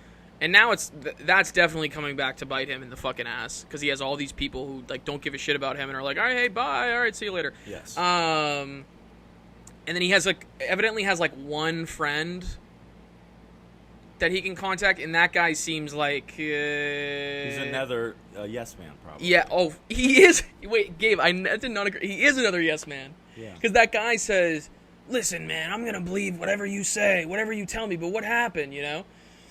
And he tells his friend, like, without even being fully aware that he tells his friend, like, yeah, he basically tells his friend he raped her without knowing that that's what he said. Right, without knowing exactly. But he doesn't know, and so then it doesn't matter necessarily what the friend's reaction is. I can't even remember what the friend's reaction is in the scene. Do you remember? I don't know if he had much reaction. It's kind of a short scene. I think they're basically in a bar partying, doing They're like, hammered. They're hammered. They're doing like the cliche, like trying to talk over the music against each other's shoulders, and they have a beer in each other's hands. You know? Yeah, you're right. I didn't pick up on that. By the way, the reason he knows this guy in Detroit is because he's from Detroit. I have to keep underscoring that because it's something they established that the reason he got this fucking property is because he's from Detroit. Yeah. But now I'm realizing the movie is so layered in the sense that why do you think he got that property in Detroit? Because he wouldn't make the effort to look elsewhere. Yeah.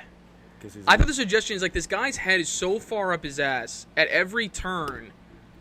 He's just like. Oh, you know why else he probably got it too, though? It's technically his house and it's an Airbnb. That's why he literally goes to the house with his own keys and opens it.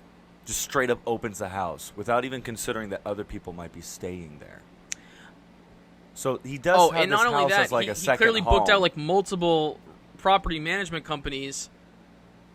I find it so interesting the detail of the property managers won't pick up the phone when the tenant when they're trying to like when Tess and Keith are trying to call them, but they pick up the phone for him. The owner. And then they're like, they have no idea what the fuck's going on. Like, these people are completely... I guess the suggestion is they're incompetent, too. So he just hired incompetent people because, again, to manage his shit. He didn't do his research. Yeah, and he's like... Right, like... he's guy just a takes guy so many who's easy swimming paths. in... He's swimming in... He's, like, on Easy Street all the fucking time. Yeah. And Easy that's Street, the character, not like, in the sense that he's choosing... how do I put this? Not in the sense that he's, I think, purposely like, all right, well, you know, what's the easiest thing to do? I think it's literally like he's just so careless. Yeah. That's what he is. Yeah. He just... Everything is a flippant obstacle to kind of wave a fly away with. Yeah. And I'm sure the only thing he cares about is making more money and getting the next job. You Yeah. know? So He now... There's no like soul to his success. Right. His success is just completely hollow, And for those of you who are listening... egotistical, all this shit. For those of you who are listening and thinking we're playing too much devil's advocate or giving him too much credit and being naive and I think ignorant... everything we're saying is rooted in the movie. Well, that's what I'm getting at, is it's rooted in the film because there are men out there who are nefarious and will purposely go after women and purposely put their needs before the needs of the other. And there's another character in this film who does that. Yes. And yes, so we're which going is to talk important. about that It's character in a important, little bit. But the point is we're setting up AJ like this, and the director and the filmmakers are setting up AJ like this to really create the question and the commentary of who is worse. Doesn't matter who's worse. You know? Yeah, Both are equally nefarious in their own way. Well, because the suggestion is that maybe, by the end of the film, the suggestion is that maybe AJ could change. Maybe. Because Frank, the real monster in the movie, Frank, the guy who is also living in the dungeon, which we'll get to that. Yeah. Frank is the true apex monster in the story, and Frank was never going to change. Right? We're introduced to Frank in that flashback sequence. Frank, I think... Frank is a fucked up guy. Now we're jumping ahead in plot. Okay, sorry, yeah. So... We'll get to Frank. Frank is like he's a serial murderer, rapist guy. I don't even know. Let's get really to Frank. nefarious shit. So, point is, we're talking about AJ and why we think that he really is set up as like someone who represents careless men in society who feel entitled to everything. Totally. This guy comes back home, finally has to do everything by himself. Nobody's helping him out. Everything's hilarious as he smashes his way through the house, through other. And the best sequence is. Oh, when he's going through the... He realized... Go ahead. Oh, yes. He goes down into the basement. Because he wants to resell the house. He's like, yeah. I need money. I'm going to sell this house. This house, like, why are people still living in here? And he goes in the basement and he sees the hallway door open, and the first thing he thinks is, and we're gonna be right back. We keep leaving on cliffhangers, but we'll be right back. This is it's my favorite sequence in the movie.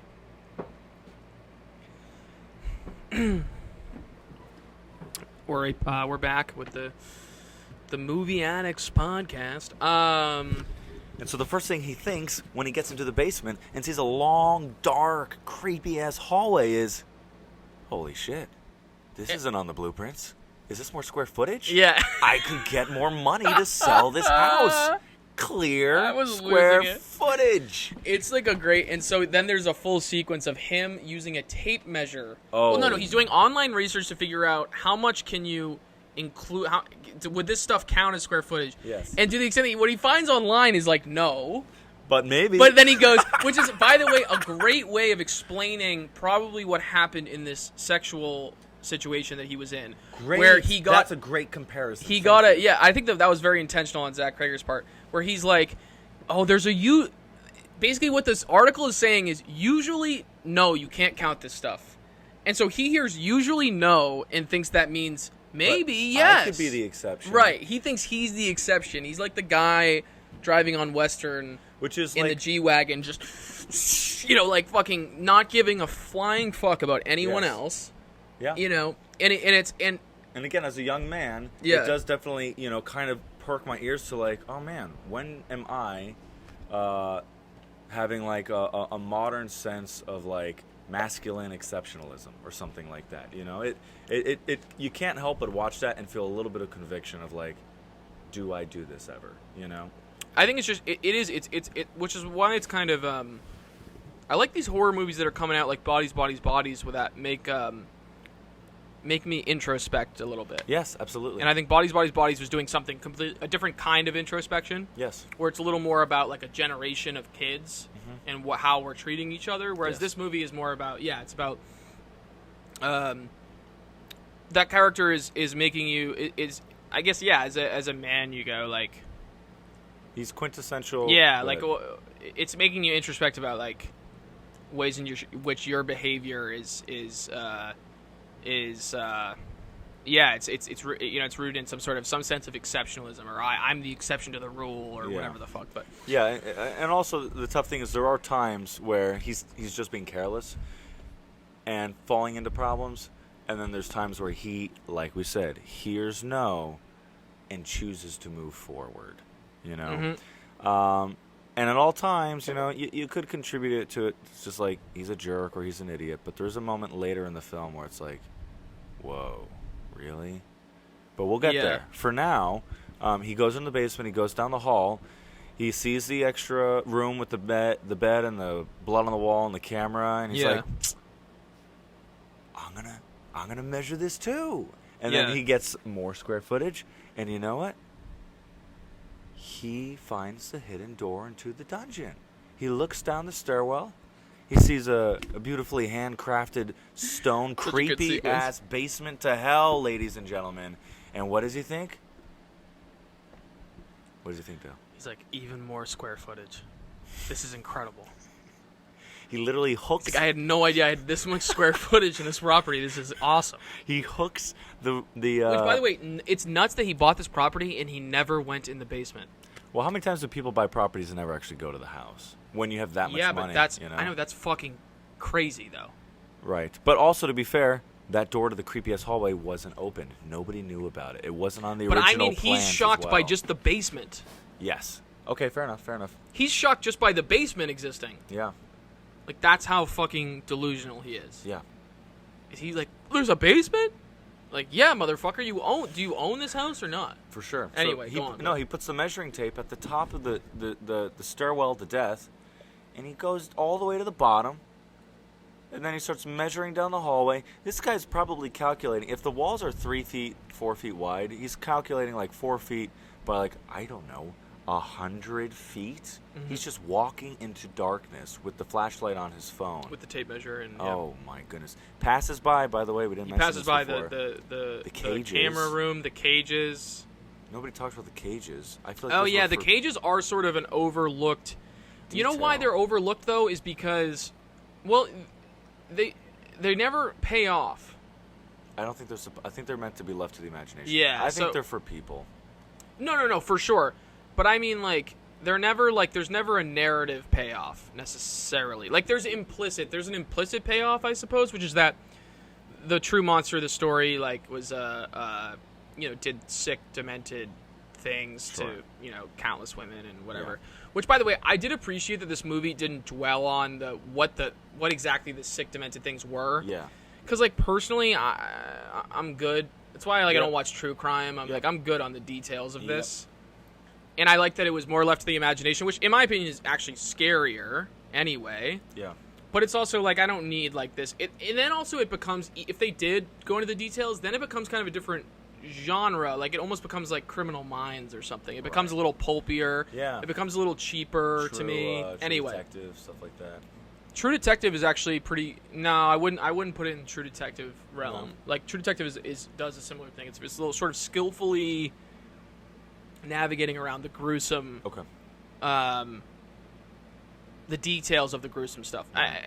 It depends on the season. But to bring it back to Barbarian, again, the descent into the stairway of hell is once again the climax to the next act, in my opinion, if we're doing 3 acts. Which is, he goes down the stairs, he measures the tape, he finds a creepy-ass room with a video of a mother nursing a baby and, like, blankets on the floor. And then, basically, he gets dragged into the darkness by the beast. Yeah. Tossed into a hole with a big old iron cage on top, door, and falls into a hole, bangs himself up, cuts himself, and he finds out he's not alone in there. Tess survived. And so I was pretty relieved to, like, learn that she was alive. Yes. You and I were pretty stoked. Yep, absolutely. She's alive. And so she's telling... Is there a cutaway? I think that's why I think it's 3 acts, because I think the next scene is where after we learn that she's alive, we get the Frank sequence, right? The Frank thing. So then after we learn that Tess is alive and they're trapped in this, like, cage thing... We get a flashback probably to the late 60s. I got the sense it was the 50s. It looks like the 50s, but I say late 60s because I don't... He looked like he was in his 30s, 40s. Yeah, okay. So basically we're introduced to Frank, who is... Basically they're living in this idyllic Detroit suburban neighborhood. Which is it's very like American nuclear family. That sequence felt very... I love the lenses. Yeah. I believe they were like anamorphic lenses. Let me get Ben Grant to confirm that. The aspect ratio changes just a little bit. And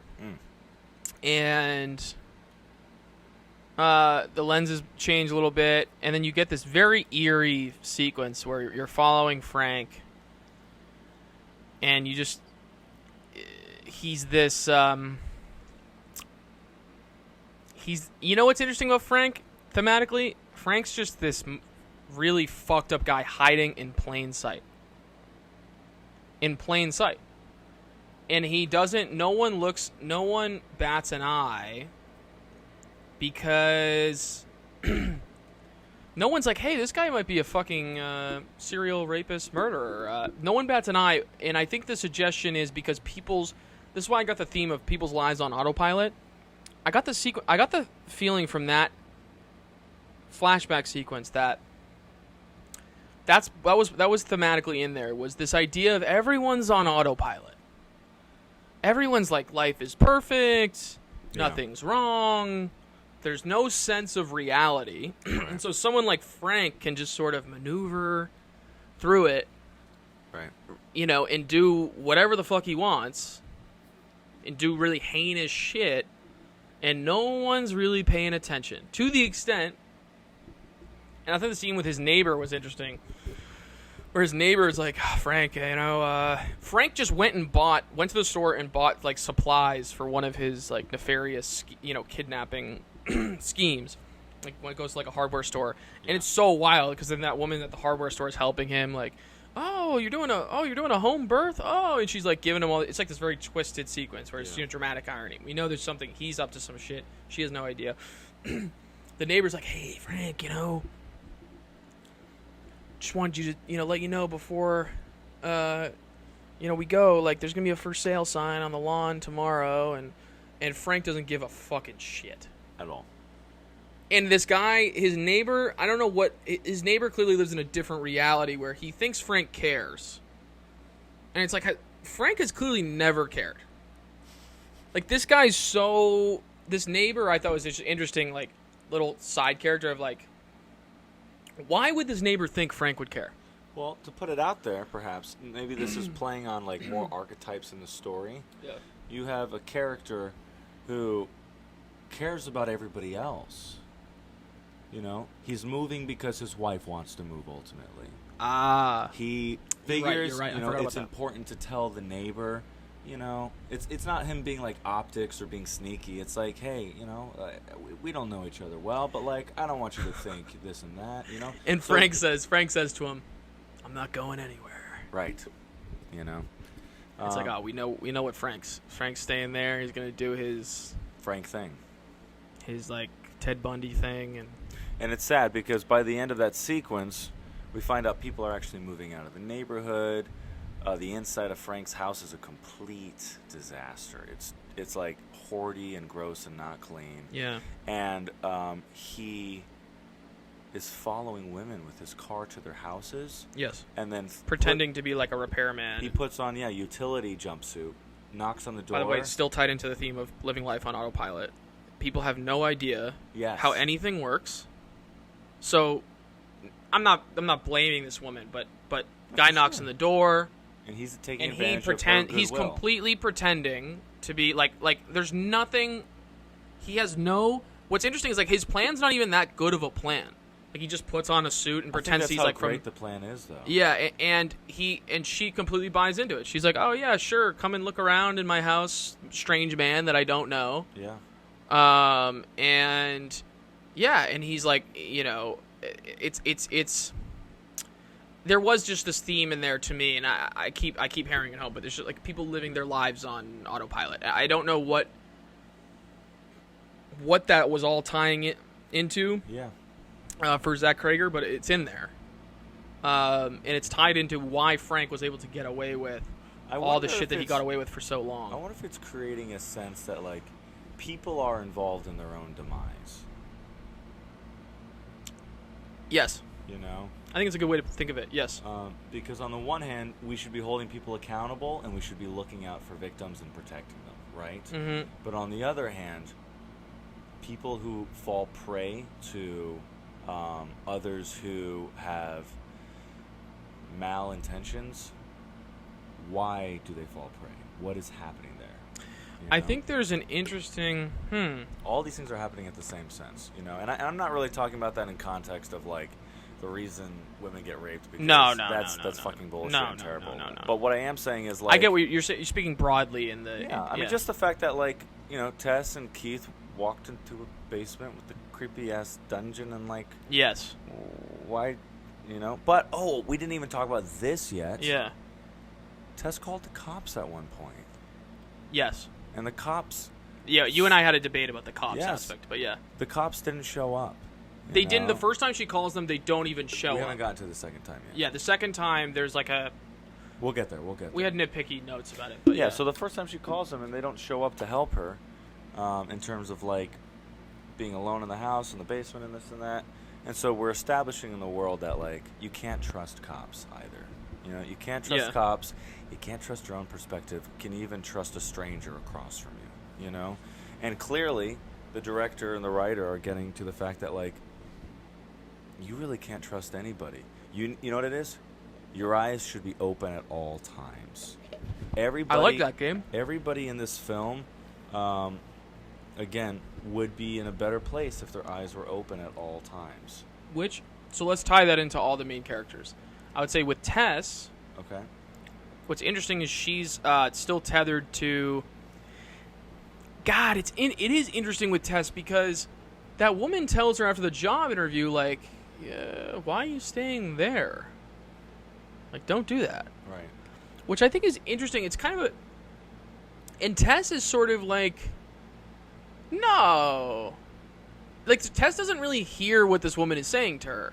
Which brings up an interesting point about, again, another moment. If someone said that to me, I'd be like, all right, yeah, maybe I'll actually do something. Like, that's if it's that dangerous, yeah, maybe I'll. Do you know what I'm saying? I also think it's important in Zach Crager's writing that it's a woman saying that to a woman. Yes. You know what I mean? Because it might come off as something else if it's. Right. But I thought that was anyway. I thought that was just smart. It's a nuanced thing. But for sure, anyway, it's another moment where, again, the characters in the film. Do they think that their situation is the exception? And for her, we're circling on something I think that's valuable, which I do think is smart writing on the writer Zach Crager's part, on Zach Crager's part of like, in the same way that these men are doing terrible things by thinking they're the exception and putting themselves first. Both sexes are capable of doing this in different ways, different contexts. It's just these characters in this universe are there's everybody. By the way, to the extent it's all baked into so now we're getting somewhere with this theme that was sort of floating around. Who else feels that way? Who has like this hubris is even like the homeless guy. Yeah. Because he says they have like their campfire. End of Act 2 low point moment, and they're sitting around the homeless guy. So do we want to explain who the homeless man is? We haven't even gotten there yet. Fuck yeah. Let's get there. Let's run on this theme that people need to keep their eyes open, and that people are not that everyone thinks are the exception. Yeah. And so basically, the mother comes back after throwing AJ into the dungeon with Tessa. Yeah. The mother does this terrifying bit where the mother really has this weird. Until this moment, you think it's just like a creature that's trying to kill everybody. And then there's a very maternal moment where she puts a bottle with milk through the cage door and asks AJ and Tessa to suck from it. So Tessa One of my favorite scenes in the movie. Yes. And so this 6'8" woman, who, by the way, is bare naked, her hair is... And played by a male actor, which is just an interesting touch in the approach. But yeah, anyway. Hair is partially falling out. Her teeth are like gone to shit because there's been no grooming for 30 years of this thing's life person. She looks like who's the character from Lord of the Rings? Gollum? She looks like kind of Gollum, but like a larger version of Gollum. Yes. With breasts and big arms. Like huge really arms. Strong. Yeah. Anyway, but and so basically Tess drinks from it. AJ does not, because AJ is going to do what AJ is going to do. AJ is it's so interesting how you can't. Sorry, did I derail? I mean, we're just trying to hit the plot points. I think it's So, sorry. Go on. Then keep going. Keep going. So from there, AJ gets ripped out of the cage, dragged down the hallway to the nursing room. Remember the TV with the mother nursing and the recording tape, and he, in his own way, gets. You could say he gets assaulted. Yeah. Call it just some form of sexual assault. Yeah. By the mother character, yeah. Because he doesn't take, and we talked with Eva in the kitchen about this, is like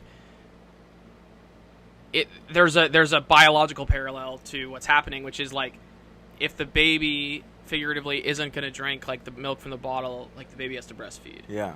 And so like the mother is forcing him to breastfeed. Yes. Like forcing this adult man to breastfeed, which is a sort of a payback beat for the character, it feels like. Yeah. Of like, hey, this is probably the situation you put this woman in that who accused you of sexual assault. For it's sure, like, for sure. She felt forced, she felt like she was being assaulted, all these things. Yeah. And what happens from there? Well, what basically happens is he's forced to drink the milk from her breast, and it's just it's probably the most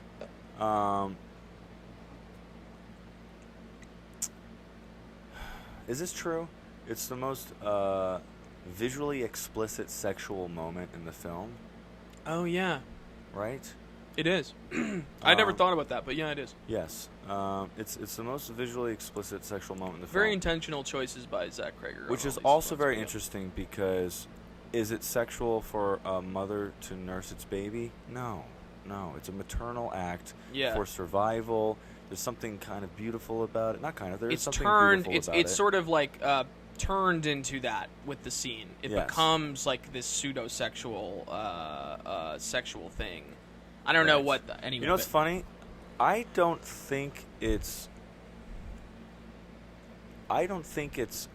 a sexual moment. I'll have to take that back. It's not the most. It's a violent. It's like a violent moment, maybe. It's definitely a. To go along with the theme of the film we've been talking about. Yeah. It's somebody forcing themselves onto somebody else, and not seeing that other person's needs. You know, the mother. Oh yeah. The mother doesn't realize that, like, this is a grown man who doesn't need to be breastfed. This person is so, unfortunately, mentally. I don't think gone is quite right. They are. It's suggested that they're kind of like the character from the Goonies.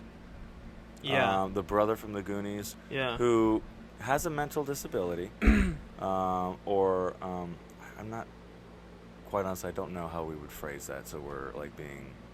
I just can't remember it well enough. For sure. To, okay. I haven't seen the Goonies in a long time. Yeah. Okay. But no, just trying to be respectful and politically correct, things of that nature. I don't know. Yeah. I mean, the main point is this 6'8" giantess of a woman does have deformities that both manifest physically and mentally. well, you got to remember that woman is the daughter of the first victim. But they don't know this yet. You know what I'm saying? Yeah. Sorry. But yeah. But yeah, exactly. So she's like an inbred. Yeah. She's like 3-4 generations. She's like an inbred. Yeah. Um, Descendant of. Anyway. Yeah. Yeah. So what's particularly troubling is, like, again, this moment. Yeah, we see somebody being explicitly assaulted. You know. Yeah. And yeah. from AJ's perspective, like, why are you doing Mind this? if I polish off these carrots? Please polish them off, baby. All yours. What's up, Doc? Yeah, this is a messy film to talk about because it really touches on a lot of themes that are like. But that's what makes it artful, I think. Yeah, absolutely. You know, it's a little bit like Nope in that way. You know, it's like for sure. What? You all right? Yeah, you my all right? shoulder's been bugging me today. Yeah, you know, honestly, Get you to a chiropractor? I should, right? No, it makes me a little uncomfortable to talk about because I think, like, these are important conversations that as two men we should be talking about sexual consent and making sure, you know, all people in the room, all their needs, personally, physically, emotionally, are all met and they are made known. So, like, these are important conversations to have, but tying into a film like Barbarian, that Zach is hitting every corner of every nuance. You know, there are different kinds of men who are fallible. There are different kinds of women who are fallible. Everybody in some way is a victim. The only one who really isn't a victim, I feel like, is Frank. And you could argue, Frank is a victim of society. You know, and not a victim of society. He's a product of it. Okay, I appreciate that. He's a product of this repressive autopilot mode of existence. And even then, I would go as far to say is that may be giving him too much credit. Frank could literally just be quintessential sociopath. There is no reason to have remorse. Unfortunately, this is a human being that lacks complete empathy and sympathy for all others, and completely, intentionally destroys others' lives without any remorse whatsoever. Yeah. I really did think that Frank was I don't know. I would push back on that. I felt like Frank was really meant to be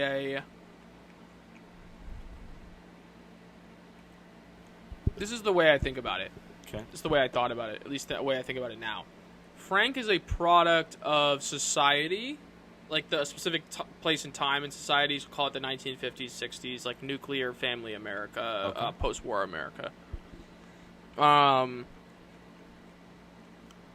He's the product of a culture running on autopilot,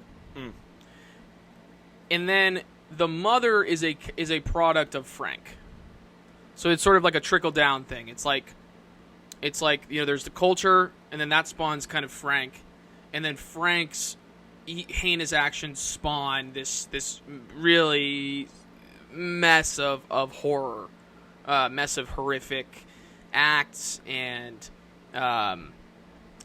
violence, sexual assault, all this really messy, dark shit. Yeah. That's the way I thought about it. For sure. I don't know if that adds up to you, but the film is... I feel like we're derailing. We were going somewhere Well, before. what I was talking about before is just like, I get a little uncomfortable with this because they're hard conversations that everybody feels nuanced except maybe Frank. And even then, Frank exists for a reason. Frank exists to kind of be the, we'll say, what's the word? What do you call it when you're doing like a science test or chemistry? The control. Frank is the control of interesting. evil. Okay, sure. There are different variables. That's an interesting way to think about it, yeah. Yes, there are different variables that create different people and the ways at which they fall prey to other actions, their own actions, and the way that they victimize others. Which is linked to AJ. Exactly. AJ is enabled in a lot... You know what's interesting with AJ? Not to take accountability away from him, because he's a character who just ultimately doesn't take accountability, which we can get to the ending. At all. However, I do think there was commentary the movie was making about Hollywood. Okay. Let's just keep it confined to Hollywood, because that's the world that he's in. For sure. Hollywood enabling these kinds of people. Interesting. I wonder if that's in there. It feels like it is, because there's all these people that he's paying to be nice to him and tell him he's fucking great and he's doing nothing wrong and he can do no wrong and all this fucking bullshit. And so he thinks he's invincible. This idea in his mind that he might get he's almost shocked by the idea that he might get arrested. Yeah. He's shocked. It's like, yeah, you're being accused of rape. Right. What did you like think he was doesn't, going but to he happen? doesn't. He's not able to process that, and I do wonder if there's a theme in here of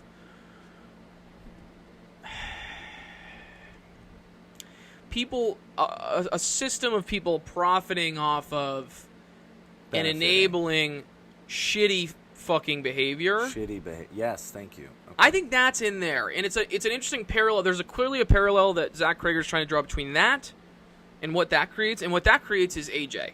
Mm-hmm. Okay, so a guy who doesn't live in a world of holding himself accountable, other people don't hold him accountable.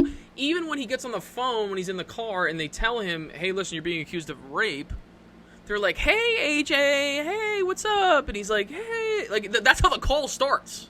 Right. What the fuck is going on? Do you know what I mean? Like, think about that. I think there's a lot of details in here that add a lot of nuance of, like, that's how the call where you tell your client that he's being accused of rape, that's how that call starts? Yeah. Hey, what's up? Hey. What the fuck is going on? What kind of fucking sick, twisted universe is this? Do you know what I mean? It kind of reminds me of Robin Hood Men in Tights. Okay, I haven't seen it. It's this silly Mel Brooks film. Yeah. Which lots of people could say there's questionable things in there, humor-wise. Shout out to Mel Brooks, though. Mel Brooks. But that said, there's a moment where... who is it? It's the sheriff of Nottingham goes to the king to give him bad news. Mm-hmm. And so the king basically says, well, just tell me bad news as if it's good news. And so he lasts through the entire bad news. And this person... All right, I love that we're taking a break on this note. All right, we'll be right back with the Movie Addicts podcast. We're cooking with gas here. We should watch Robin Hood Men in Tights. I'd be down to watch Robin Hood. All right, we're back with the Movie Addicts podcast. All right, you were talking about Robin Hood Men in Tights. I think this is an interesting comp here. Well, it's just the point is like, yeah,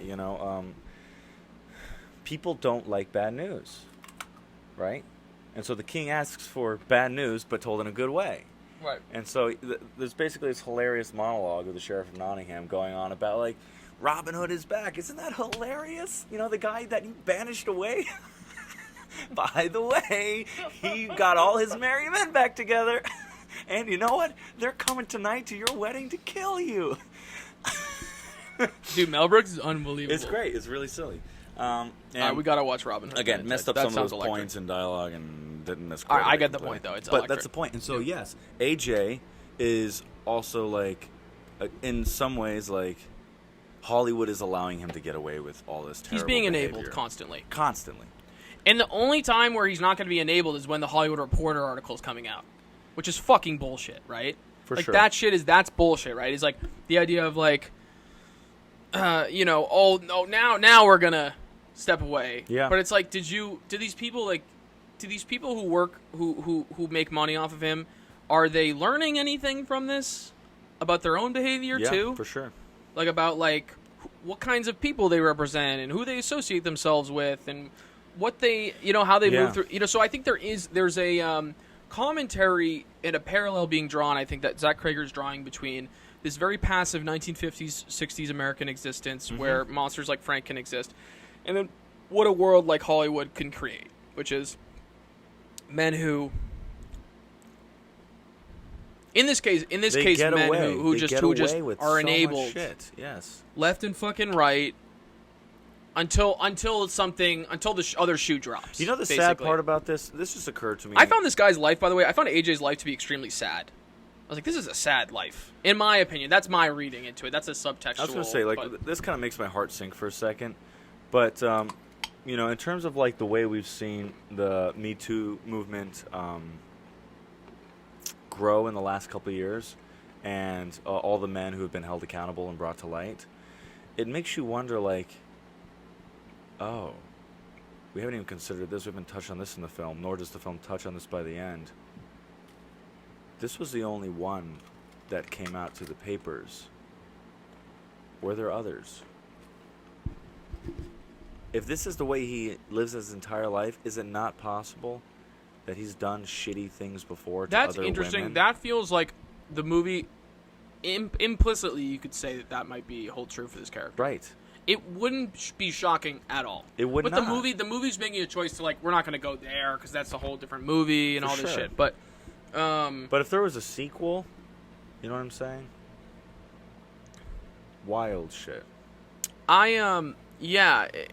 So I think we're actually kind of outlining some good shit here, thematic, because there was just what I do love about horror movies right now is that they're really like bodies. They're intellectually and stimulating. They're but they're getting cathartic nice, big too and theme. emotional. Beep beep. Fire, that was kind of a scary sound. LOL.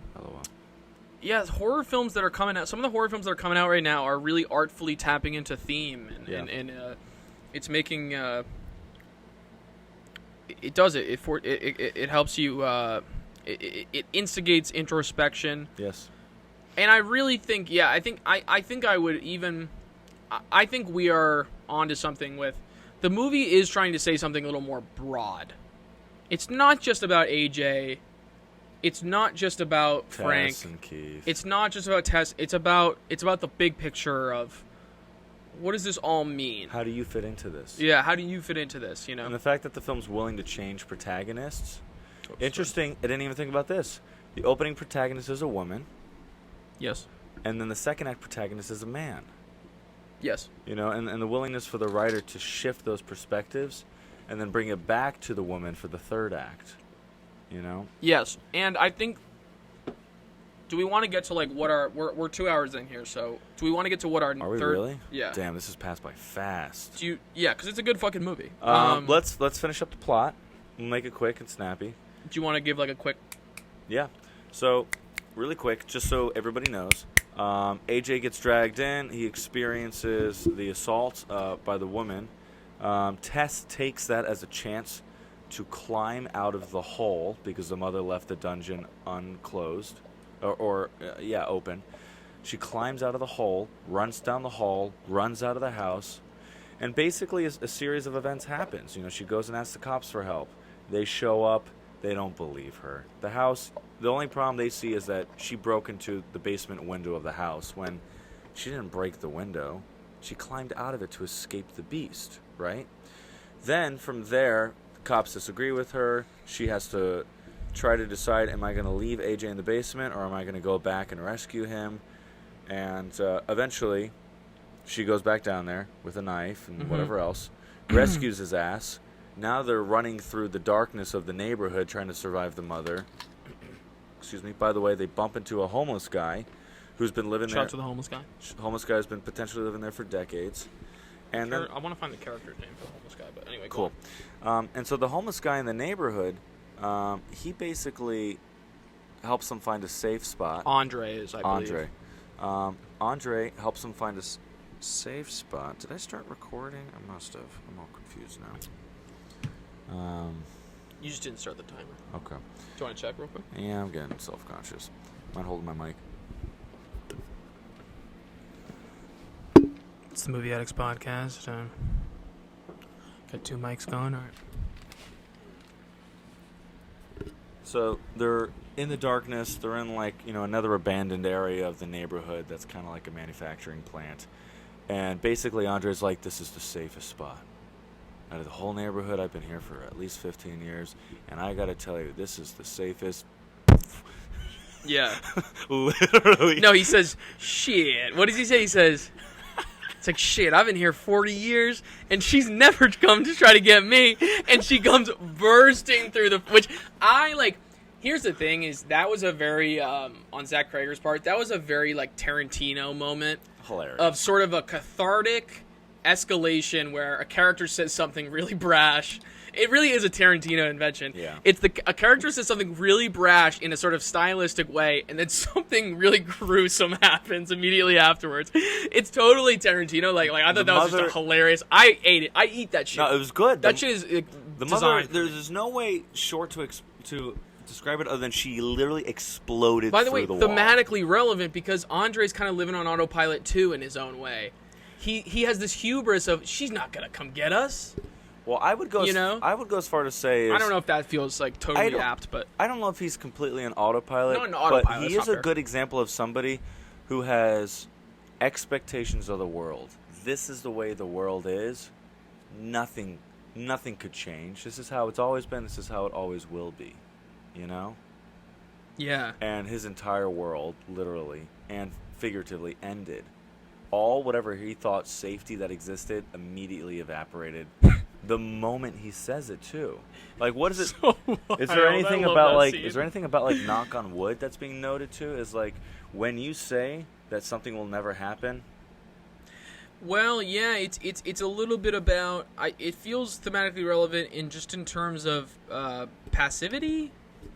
Like this idea that there's danger around, but you're just gonna be passive and we'll sleep around the fire, and then we'll wake up the next morning and it'll all be good. Right. It's like that's not fucking real life. Right. Like there's a monster lurking around. Also, guys, I know we're rushing through the final act. We forgot to point out, basically, there's so much to talk about with this movie. You know? Yeah, before they ran out of the house, before Tessa and AJ escape, we find out that AJ also escaped the nursing mother. He runs down the hall in the opposite direction into a doorway where we discover old Frank. There was young Frank in the flashback doing his creepy-ass murder We got to shit get to ways. old Frank, yeah. But then there was old Frank in the basement. Who is, like, sickly... Like, really sick. He's got some crazy cough. He's in, like, multiple blankets on a shitty-ass bed. He's literally in a cave. Like, a quarter mile underground. You know what's interesting about Frank, too, and we pointed this out, Frank gets found out by AJ. Yes. Frank has all these, like, tapes of, like... This is, like, his... pornography, I suppose. Yeah.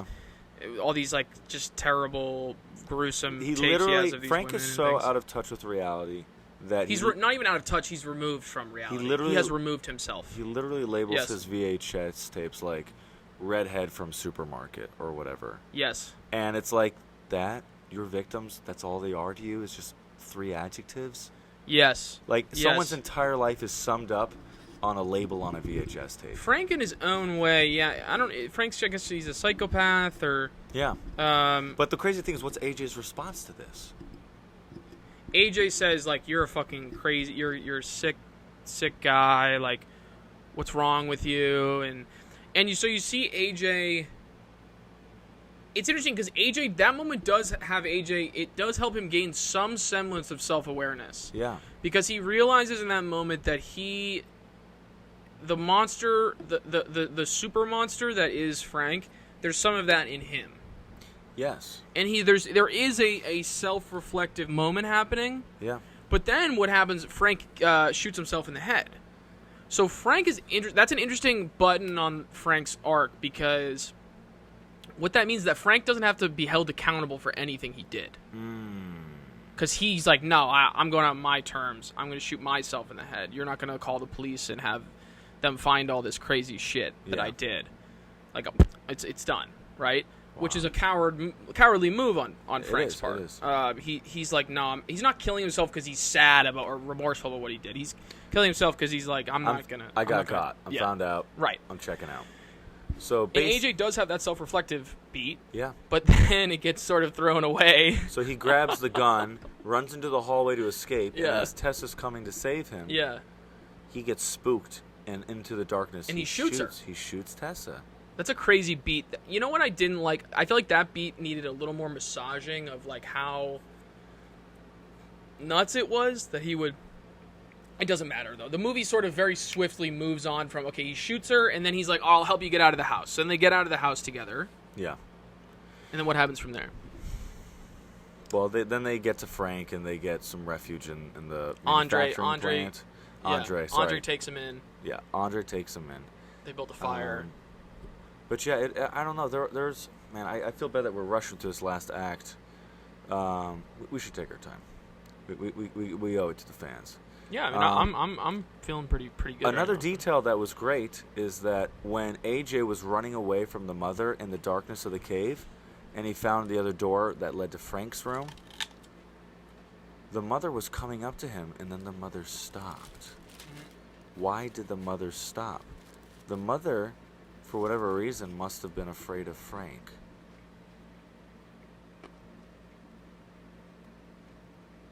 So the mother backs off. I didn't catch that. Yes. That's interesting. Okay. The mother backs off because when is she allowed to go in the room? Think about it. I don't know. He has a bell set up. Oh, yeah. Okay. That must be his, like... You caught that. I didn't catch this. Okay. It must be kind of like a signal, like, I need help, I'm sick, but also, like, don't bother me. Do not bother me. Unless I pull the bell. And you have to remember, this is Frank's daughter in an obscure way. But technically, like, that gets explained by Andre. Like, that's his... The mother is actually Frank's daughter. Yeah, I'm still trying to figure that out. That's a lot to wrap your head around. The mythology of that, I felt like, was sort of brushed over a little bit. Like, it's just sort of... Andre becomes sort of a mouthpiece for, like, the mythology around... Yeah, Frank... The mother and Frank. And I thought that was a little weak. That was a little weak on Zach Krager's part, admittedly. Like, that's the nitpicky thing I would say. I was like, could we have explained this better? It's mentioned that Frank basically captures and rapes women. I'm sure some of them he kills. It doesn't really suggest that he's cannibalistic, but he does have the dungeon deep below the house. But it's also suggested that the women he rapes have children. The children grow up, he rapes the children. Those children grow up, he rapes the children's children. And yeah, it's like this cycle. And the sad thing is, like, unfortunately, like, women are able to have babies sometimes their first period could happen at the age of 12.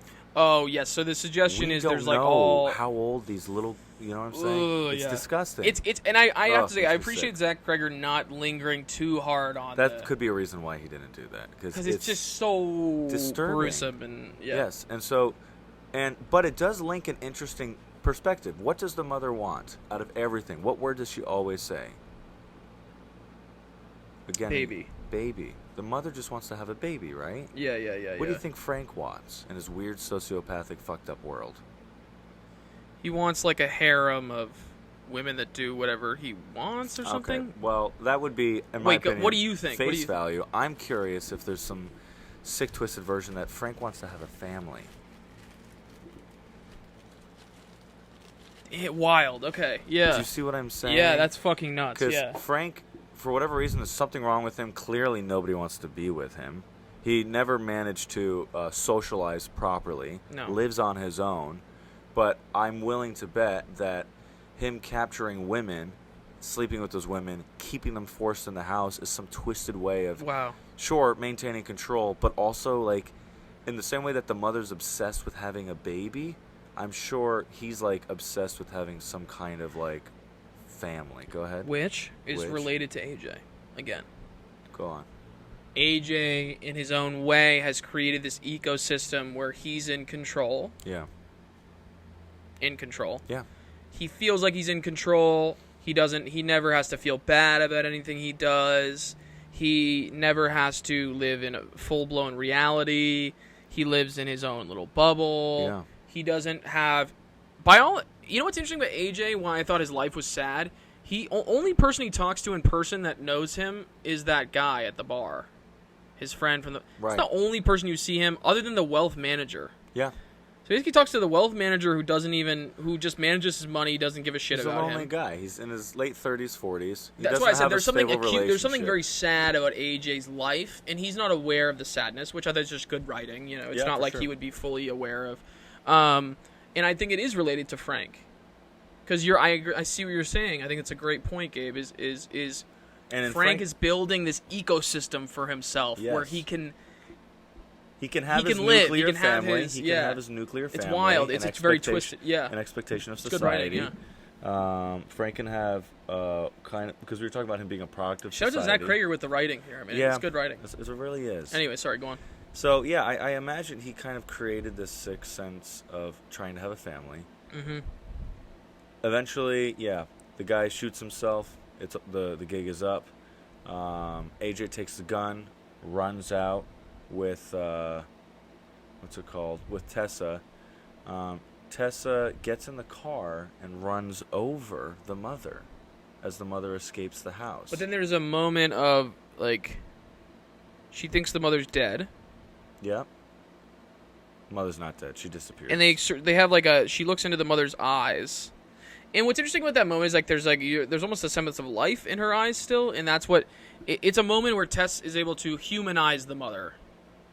And be like, oh, I think this is just a human being who, like me, who ended up on a wayward path. Right. There's a very human moment there. But then Tess also has to get the fuck out of there so she doesn't get fucking murdered or whatever. So now that gets us also all the way up to the point where Andre, the homeless guy, which is kind of sad that he got killed. If you think about it, everybody in the film does. It is sad. Everybody in the film is kind of proactively. Rest in peace to Andre, man. Everyone's proactively leading to their own demise. Andre's got his thing. He's got no home. He's got no money. He's got no job. But you know what he's got? He understands this neighborhood. He understands his safe spot, and he doesn't break routine. It's kind of like, he gets killed because of them in a weird way. Yes, exactly. Yeah. You ever see Zombieland? No, I gotta watch that movie with Woody Harrelson. Pretty fun, and Jesse Eisenberg. But one of the key components of Zombieland, in the same way similar to like any other zombie flick, modern zombie flick, cool, is like there are rules to surviving in that world. You break the rules, you die. Okay. And so he clearly has a routine to survive in this neighborhood with the mother traipsing around. And it seems like he's like, no, we'll be fine because we're in my safe spot. But as you mentioned, what's different about this routine tonight? He didn't do anything different. AJ and Tess are there. Yes, he invited them along. And unfortunately... Bad move, Andre. Andre, you died. So they run out of the house or out of the manufacturing plant. This is sort of a horror convention, isn't it? People's naivete getting them in it's a horror convention. For sure. Right? Anyway, sorry, go on. Yes. So Andre's having some amount of naivete in a weird way. I don't know it's if not naivete. It's something. It's something. It's I think it's just something he never accounted for. It's a blind spot. Which is what in horror movies that gets you killed. Totally. So AJ and Tessa are still trying to survive. Poor Tessa's got her wound from the gunshot.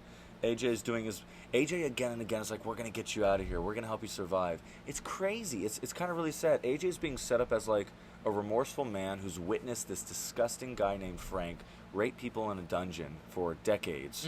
Comes out, sees that he shot poor Tessa. I need to save you. I need to save you. They're running away from the mother. They run up on top of a very large like metal structure that's probably, we'll say, 25 feet high. And at the top, he realizes, oh my goodness, the mother's going to run up the stairs and kill us both. I can save myself. The whole last 20 minutes are Such a douche. The whole AJ. last 20 minutes are set up that he's remorseful, that he saw a real monster who committed real atrocities. I thought Justin Long, to his credit, played it really well. Oh yeah, there was a hint of faux. It was faux remorse. There was something. It wasn't totally rock solid. Well, I think which I thought was Justin Long's acting. I don't think it's that the character was not remorseful. Yes. I think it's that the character is impulsive. So he feels something and acts on that feeling. He is impulsive. Know? Yes. He feels something, he acts on that feeling. Oh my goodness, that guy raped people on camera? Disgusting, I don't want to be like that. Oh my goodness, I shot her, I'm going to save her. Oh my goodness, that thing is going to kill me? Yeah. I'm going to throw this woman off the roof and save myself. Which is what happens. He throws Tess off of the roof, 25 feet onto the ground. And there's got to be some like crazy thing that we don't technically see on camera. We just look down, and the mother clearly jumped off the roof as well to save her baby, to save Tessa. Yeah. The only prisoner that actually was drinking her breast milk from the bottle. She jumps off the roof, saves Tessa, lands on her back with Tessa on her chest. Now I'm realizing now I understand Tessa's arc a little better. Tessa becomes the mother's child. Yes. I don't think that didn't sink in for me until just now. Like and Tessa at the end. Oh, explain what happens at the end, and then we can. So basically, Tessa is on the chest of the mother. The mother's clearly dead on the ground. How could anybody survive that fall? Yeah. Tessa is still hurt. AJ comes down, and he's such a whimpering bitch. I'm so sorry. I had to do what I had to do to save us both. I wasn't going to get away. And poor Tessa, being Tessa. Whimpering bitch. You know, like, Tessa is just, like, in survival mode. She, like, doesn't even care what he has to say. Just, like, we need to get up and go. Yeah. And as soon as she leans forward, the mother slides out from underneath her, actually still alive, grabs Justin by the head, takes both of her thumbnails, which, by the way, this woman hasn't been groomed in like 20 years. Got long-ass thumbnails. Oh, my goodness. She's got basically like knives on her fingers. She's got 3-inch thumbnails and straight up, like, I don't know, like Halloween pumpkin. She squeezes eyeballs. it's like a jelly gross. beans his eyes. You know what I'm saying? His eyes, which is a nice little. It's a fun, nice, gross out horror moment. It is, yeah. It's fun. Literally it's fun. terrifying. It was fun. I liked that. It was. It was cool. It was cool. It was kind of slashery. This is what I'm talking about with the practical effects. Yeah. Like, it was well done. Yeah. She straight up squishes his eyeballs in, and then apparently she's strong enough to rip his head open. Like, that was kind of suggested. Oh, I forgot about that. Yeah. She basically, like, just mutilated him. It was nuts. Killed the guy. AJ's gone. Rest in everybody. peace. Rest in pieces. R.I.P. 10 seconds for AJ. Yeah, can we just let's give him 5. He's kind of a AJ, douche. you get nothing. You're done. No, AJ, you're not getting any time. All right, at that's all. it. You didn't get a moment of silence, you piece not- of shit. You're dead. You got your just desserts. Fuck you, AJ. We'll see you later, AJ. Motherfucker. Move on to Tessa. Now Tessa's on the ground, still in pain. Yeah. The mother turns back to take care this of her moment made me baby. sad. And it's weird because you both realize here's 2 women who are victims of the world. They're one is I have a thought on that, but go on. Well, I'm going to propose 2 women who are victims of the world. One who really doesn't have a common amount of cognizance because her intellect is compromised by the inbreeding that Frank performed within the family. And so basically the mother, all she knows is that there's a creature in front of her, a thing, a person, Tessa, and her baby, and she just wants to care for her baby. And Tessa looks up and finally sees for a moment that, like, this whole time the mother was, although offensive, protective at the same time. You know what's interesting? This never occurred to me until this moment. Go for it. Was the mother ever attacking Tessa? No. Or I don't think so. I think the suggestion is no. is it possible that the mother is protective of female characters and male figures other than Frank? She is protecting, you know what I'm saying? Well, but because she none was of trying the- to care for AJ, so well, that Keith, that like kinda the thing falls about through. Keith though is I don't think Keith was like. I think What? So wait, go on. I think Keith is a plot hole. Yeah. I think Keith was like, let's get a kill in for the first act. Damn. Keith didn't have to die. Yeah, I think you're right. Because man. Keith didn't do anything. If you're listening to this much of the episode and you're watching on YouTube or something, let us know if you think Keith is a plot hole there in that sense. Because I think that's I think that's up for debate. I maybe there's something we're overlooking that contradicts the idea that he's a plot hole. But in this moment, I think you're right. Yeah. So. But I'm actually going to backtrack. I think Tessa became the mother's baby over their short time together. But I think at first she had not malintentions. I disagree that Tessa is a victim of the world. What I mean to say is... I have thoughts on that. Okay, go ahead. Break that down. I think the movie is setting up that it is actually within Tessa's power, and Keith says this. Yeah. It is within Tessa's power to get her life back on track. She's smart. She's attractive. She has job prospects. She actually has pretty good judgment about people. Okay. Because I think she has ultimately good judgment about Keith, and Keith is actually like a fine person. But she has really bad judgment in certain ways where there's some sort of like... The backstory seems like it's like there's some sort of hanger-on boyfriend named Marcus that she feels like it's like this kind of dead-end relationship, and she needs to get out of it, and he keeps calling her, and she's like, that's why she's looking for a job in a new city. Yeah. But then she's also being a little... Getting this Airbnb in an area that is completely desecrated is like... Could you have done a little bit of research? Right. There's a little bit of like, Tessa, your life can get back on track. Like she's fine. She's actually doing fine. But she just needs to make little choices. She needs to make a series of small choices in order to get herself back to like a path where she can fulfill her potential. This is maybe you disagree with me. And I think the thing with the having to ultimately she shoots the mother character. She does, yeah. It's this very tender, emotional moment. I liked it. I liked it a lot. It's a Yeah. good scene. And she shoots her. And I thought... You know what's funny? You don't it's kind of like Mice of Men. Wait, explain that to me.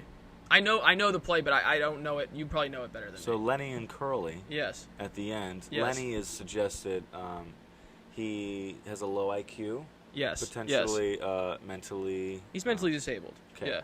And so, basically, at the end of the film, Lenny does something that he will be thrown in jail if Oh, not yes, killed yes, for. of course. Yes, And you're so right. Curly you're right. has to You're right. decide, watch my friend be destroyed by society. Oh, I get what you're saying, yeah. Right. Or... Oh, you take think him Tessa out. knows, like, oh, this isn't... Once this woman is discovered, this is not going to go... Are you saying it's like this I am suggesting merciful thing? I'm suggesting that the knowledge of the situation Yeah. and that kind of power dynamic, Lenny's physical power and Curly's intellectual clarity. Who's Lenny? Who's Curly in the Barbarian? Lenny would be the mother, and Curly would be Tessa. Okay. Because Tessa understands that, like, oh, this person doesn't understand what's actually happening right now.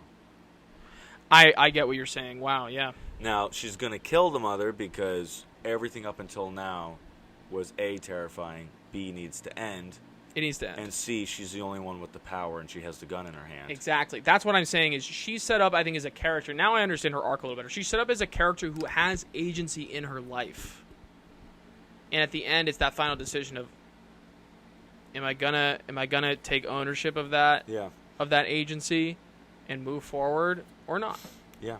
And she chooses, I'm going to move forward. Yeah, in spite of... And it's a difficult decision. That's what makes it dramatic and good writing and all these things. But It's also a scary thought, kind of outside of the film, kind of not, in terms of like relevant themes.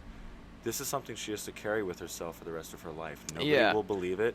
Nobody will... That's such a horror... That's an interesting thing about horror films. Is that's always the implication at the end of every horror film, isn't it? Like, it's just like... Nobody will damn, all believe this you. fucked up shit happened, and now you gotta, like, carry it forward. It's... Yeah, anyway. sure. But, We fucking... I think we can go for maybe one more clip, but I think we've hit a lot We've of hit a great lot. stuff. So, do you want to... Yep. We'll take a break real quick, and we'll be back with the Movie Addicts podcast, and we'll wrap it up, and... It's on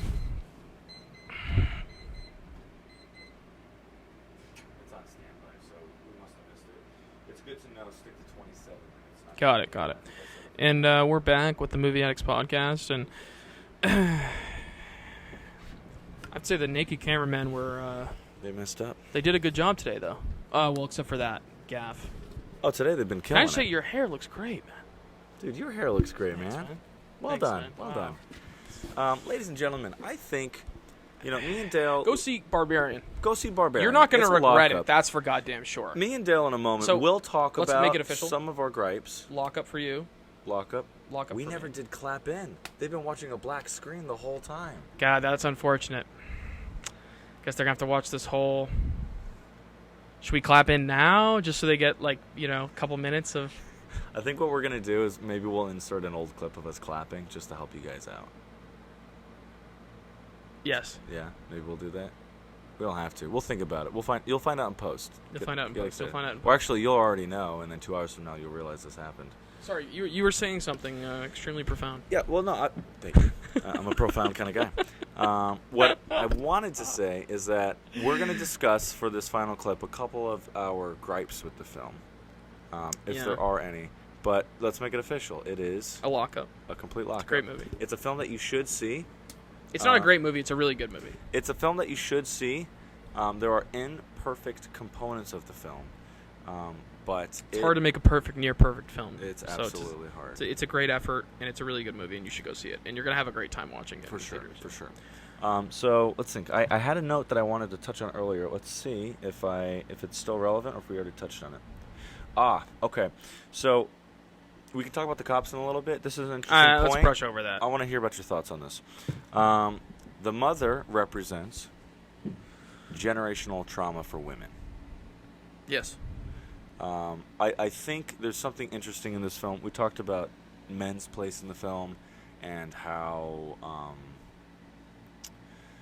AJ represents this kind of man, and Tessa represents this kind of woman. And actually, no, let's extract Tessa out of this for a moment. You have Keith, who's quintessential nice guy, no malintentions. Well, I think the thing about Keith is just an evolved, seemingly like a kind of a pretty evolved human.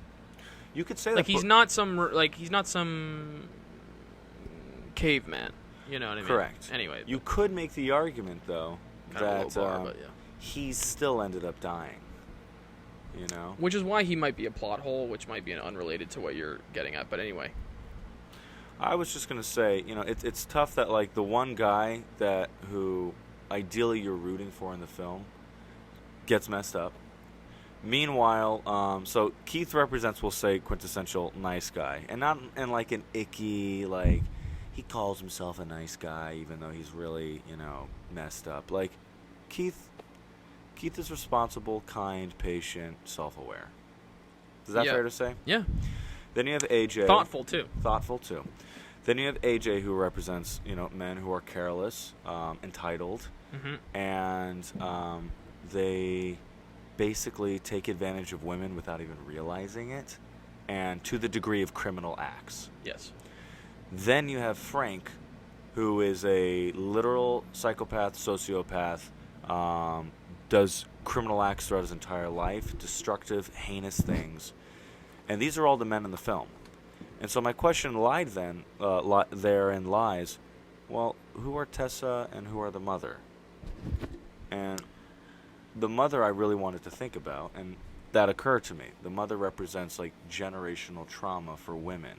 Like, this is what happens. A byproduct of a society that tells women they aren't as valuable as men. Yeah, and forces them into these terrible situations. Terrible. Like, from like a... Which is why that flashback to the 1950s/60s, hard to tell exactly. That's why that's so important. Because it was a time of... there was this emphasis on women living a domestic life and having limited agency. Anyway, go on. Well, from like an archetypal Jungian standpoint, I'm very curious about, like, what does the dungeon mean?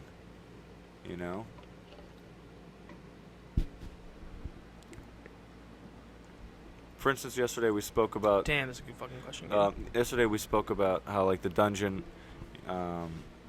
There's a dragon in the dungeon, right? Yes. And oftentimes in stories, there's a monster in the dungeon. Monster in the dungeon, sure. Well, just a monster. And you need to go into the monster. You need to go into the dungeon to slay the monster to save the day. Yes. In this particular film, the final act requires actually the monster leaving the dungeon unexpectedly and entering the world, right? Interesting. Okay. But I guess that's a question. Is like, should we have never gone into the dungeon to begin with? Is Tessa better off in the world for going through this experience? Do you go into the dungeon to become a better version of yourself, or do you go into the dungeon to die? You know, like, am I making this too deep? I think no. That's so. relevant. It's a good no. I don't think it's too deep. It's a valid question. Because Frank went to the dungeon and never came out. He's somebody who lived down there. He regressed. He got worse. He did. He ultimately got worse died. and worse and worse Yes, and worse. Exactly. Justin, I keep saying Justin Long. AJ goes into the dungeon, comes back out unchanged. Right? You'd think he changes. I would say he gets worse. You could argue he gets worse. Gets worse, okay. Because he's put in a really crazy situation where he can better himself as a man, and he chooses not to. For sure.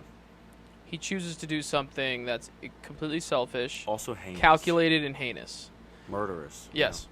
And then Keith is my question as well. It's like Keith goes into the dungeon. Yeah, what is Keith in this story? It's hard to say. Yeah, Keith goes into the dungeon, and Keith, you know what Keith is? Interesting. I have a thought on Keith too. Yeah, go on. Proposal.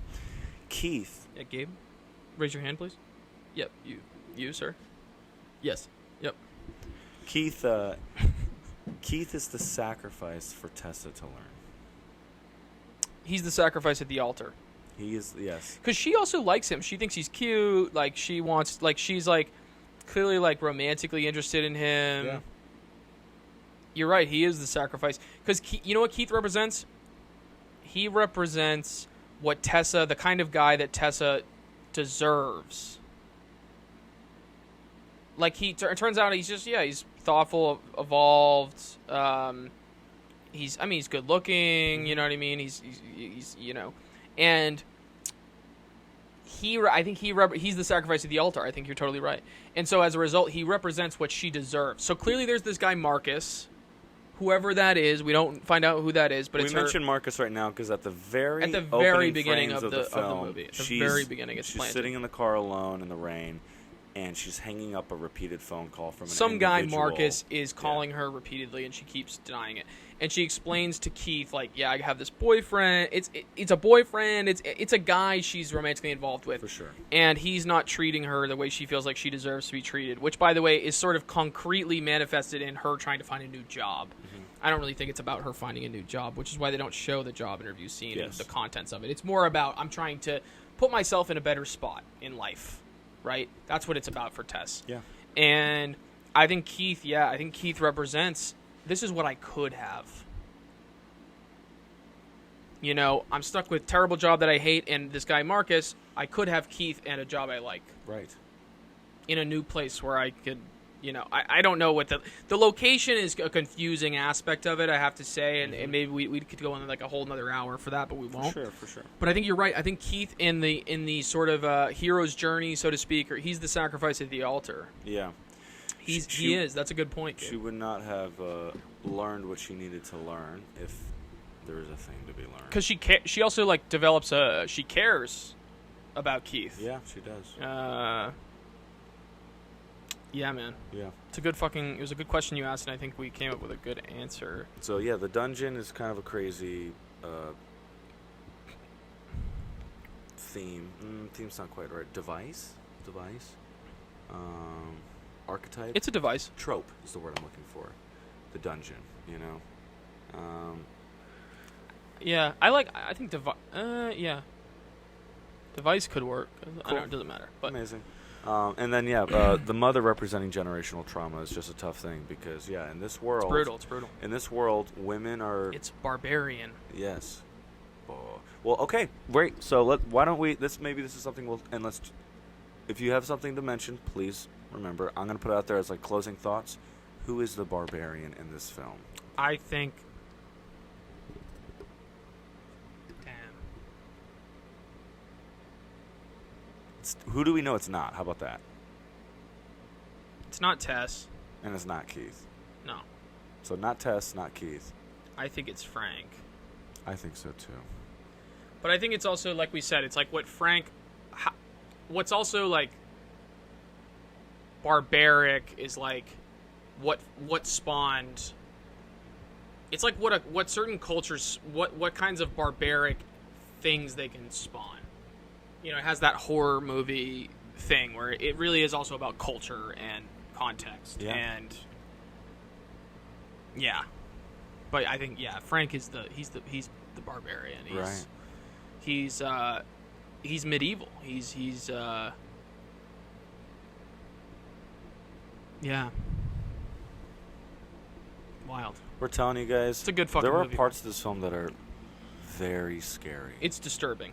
Like weird how it hits. Most disturbing scene for me was the bottle scene. For me, like viscerally, that was the most disturbing. But it's interesting. You didn't feel that way, which I thought was. There were. I mean, I was more scared. Because I don't. Anyway, going down the stairs was scary for me. But I Terrifying. also, for me personally, and I don't know if we've spoken about this before. I had as a child. I'm not kidding you right now. I'm getting sick thinking about it. I had it's weird. It's like my stomach gets sick, and I get like a sadness in my head. As a child, I had this. You ever have repeat dreams? Of course. I had this repeat nightmare where I would run away, and the only way to escape was through a trapdoor on the floor that led to stairs. And I could never turn around because the demons that were behind me were always behind me. And so I had to keep descending to escape. And so wait, that's a really scary childhood dream. I had different ones, but that's interesting. Dale's like dreaming of like Jafar Gabe. from Aladdin. And I'm having No, I had like terrifying Cthulhian dreams, but they were also terrors. sort of bizarre. Yeah. Gabe, that's crazy. I had the same dream. Go Except on. I was the demons. Dale, are we Chasing tied this little kid named... cosmically? Is it you and me? I was always chasing this little kid And now we're Gabe. finally in the attic. In the attic. Both escaped the basement of the house. But it's like that... anyway, sorry, I didn't mean to interrupt. So, That's interesting. have you seen all Lord of the Rings or no? No. So, in Lord of the Rings, there's a scene... I need to watch that. If you can imagine, that's sacrilegious to me. But. If you can imagine, there's a scene where they walk into this great hall underground, and the pillars extend into the darkness above them. And it's a wide chasm. You can imagine, like, in all directions. It's like this massive... I don't remember what exactly the space is, but it's deep within a mountain. And I believe the dwarf race created it. Just massive and huge, you know? And so imagine every time I go through the stairs, crawling through the darkness and further down, that actually the darker I get, the brighter and hotter it gets. And so I hit a flat open area. And there's some fiery demons behind me, and I can see into the distance just flames and hellscapes, and then another trapdoor, and it's like, I guess we're going down another one. Flip it down. So down and down and down. So when I experience like, oh no, there's more stairs. Like when I saw that, I was It definitely taps into something that's I was like, no, thank you, no, thank you. Taps into like really primal human fears. Well, what's the what's the simplest fear that we have as humans when we think down? Very simple. When you Hell. Hell, great. Death. Death, great. And then very practically regarding death. I don't know. Something very literal in regards of going down and being death. Coldness. Being dirt. buried 6 feet under. Yeah. You know? Yeah. Because when you go down and you're buried, you don't come back up. Totally. And so the idea that there's an infinite unknown that is downward, the infinite represented by the black, Yeah. is like infinite death. Yeah.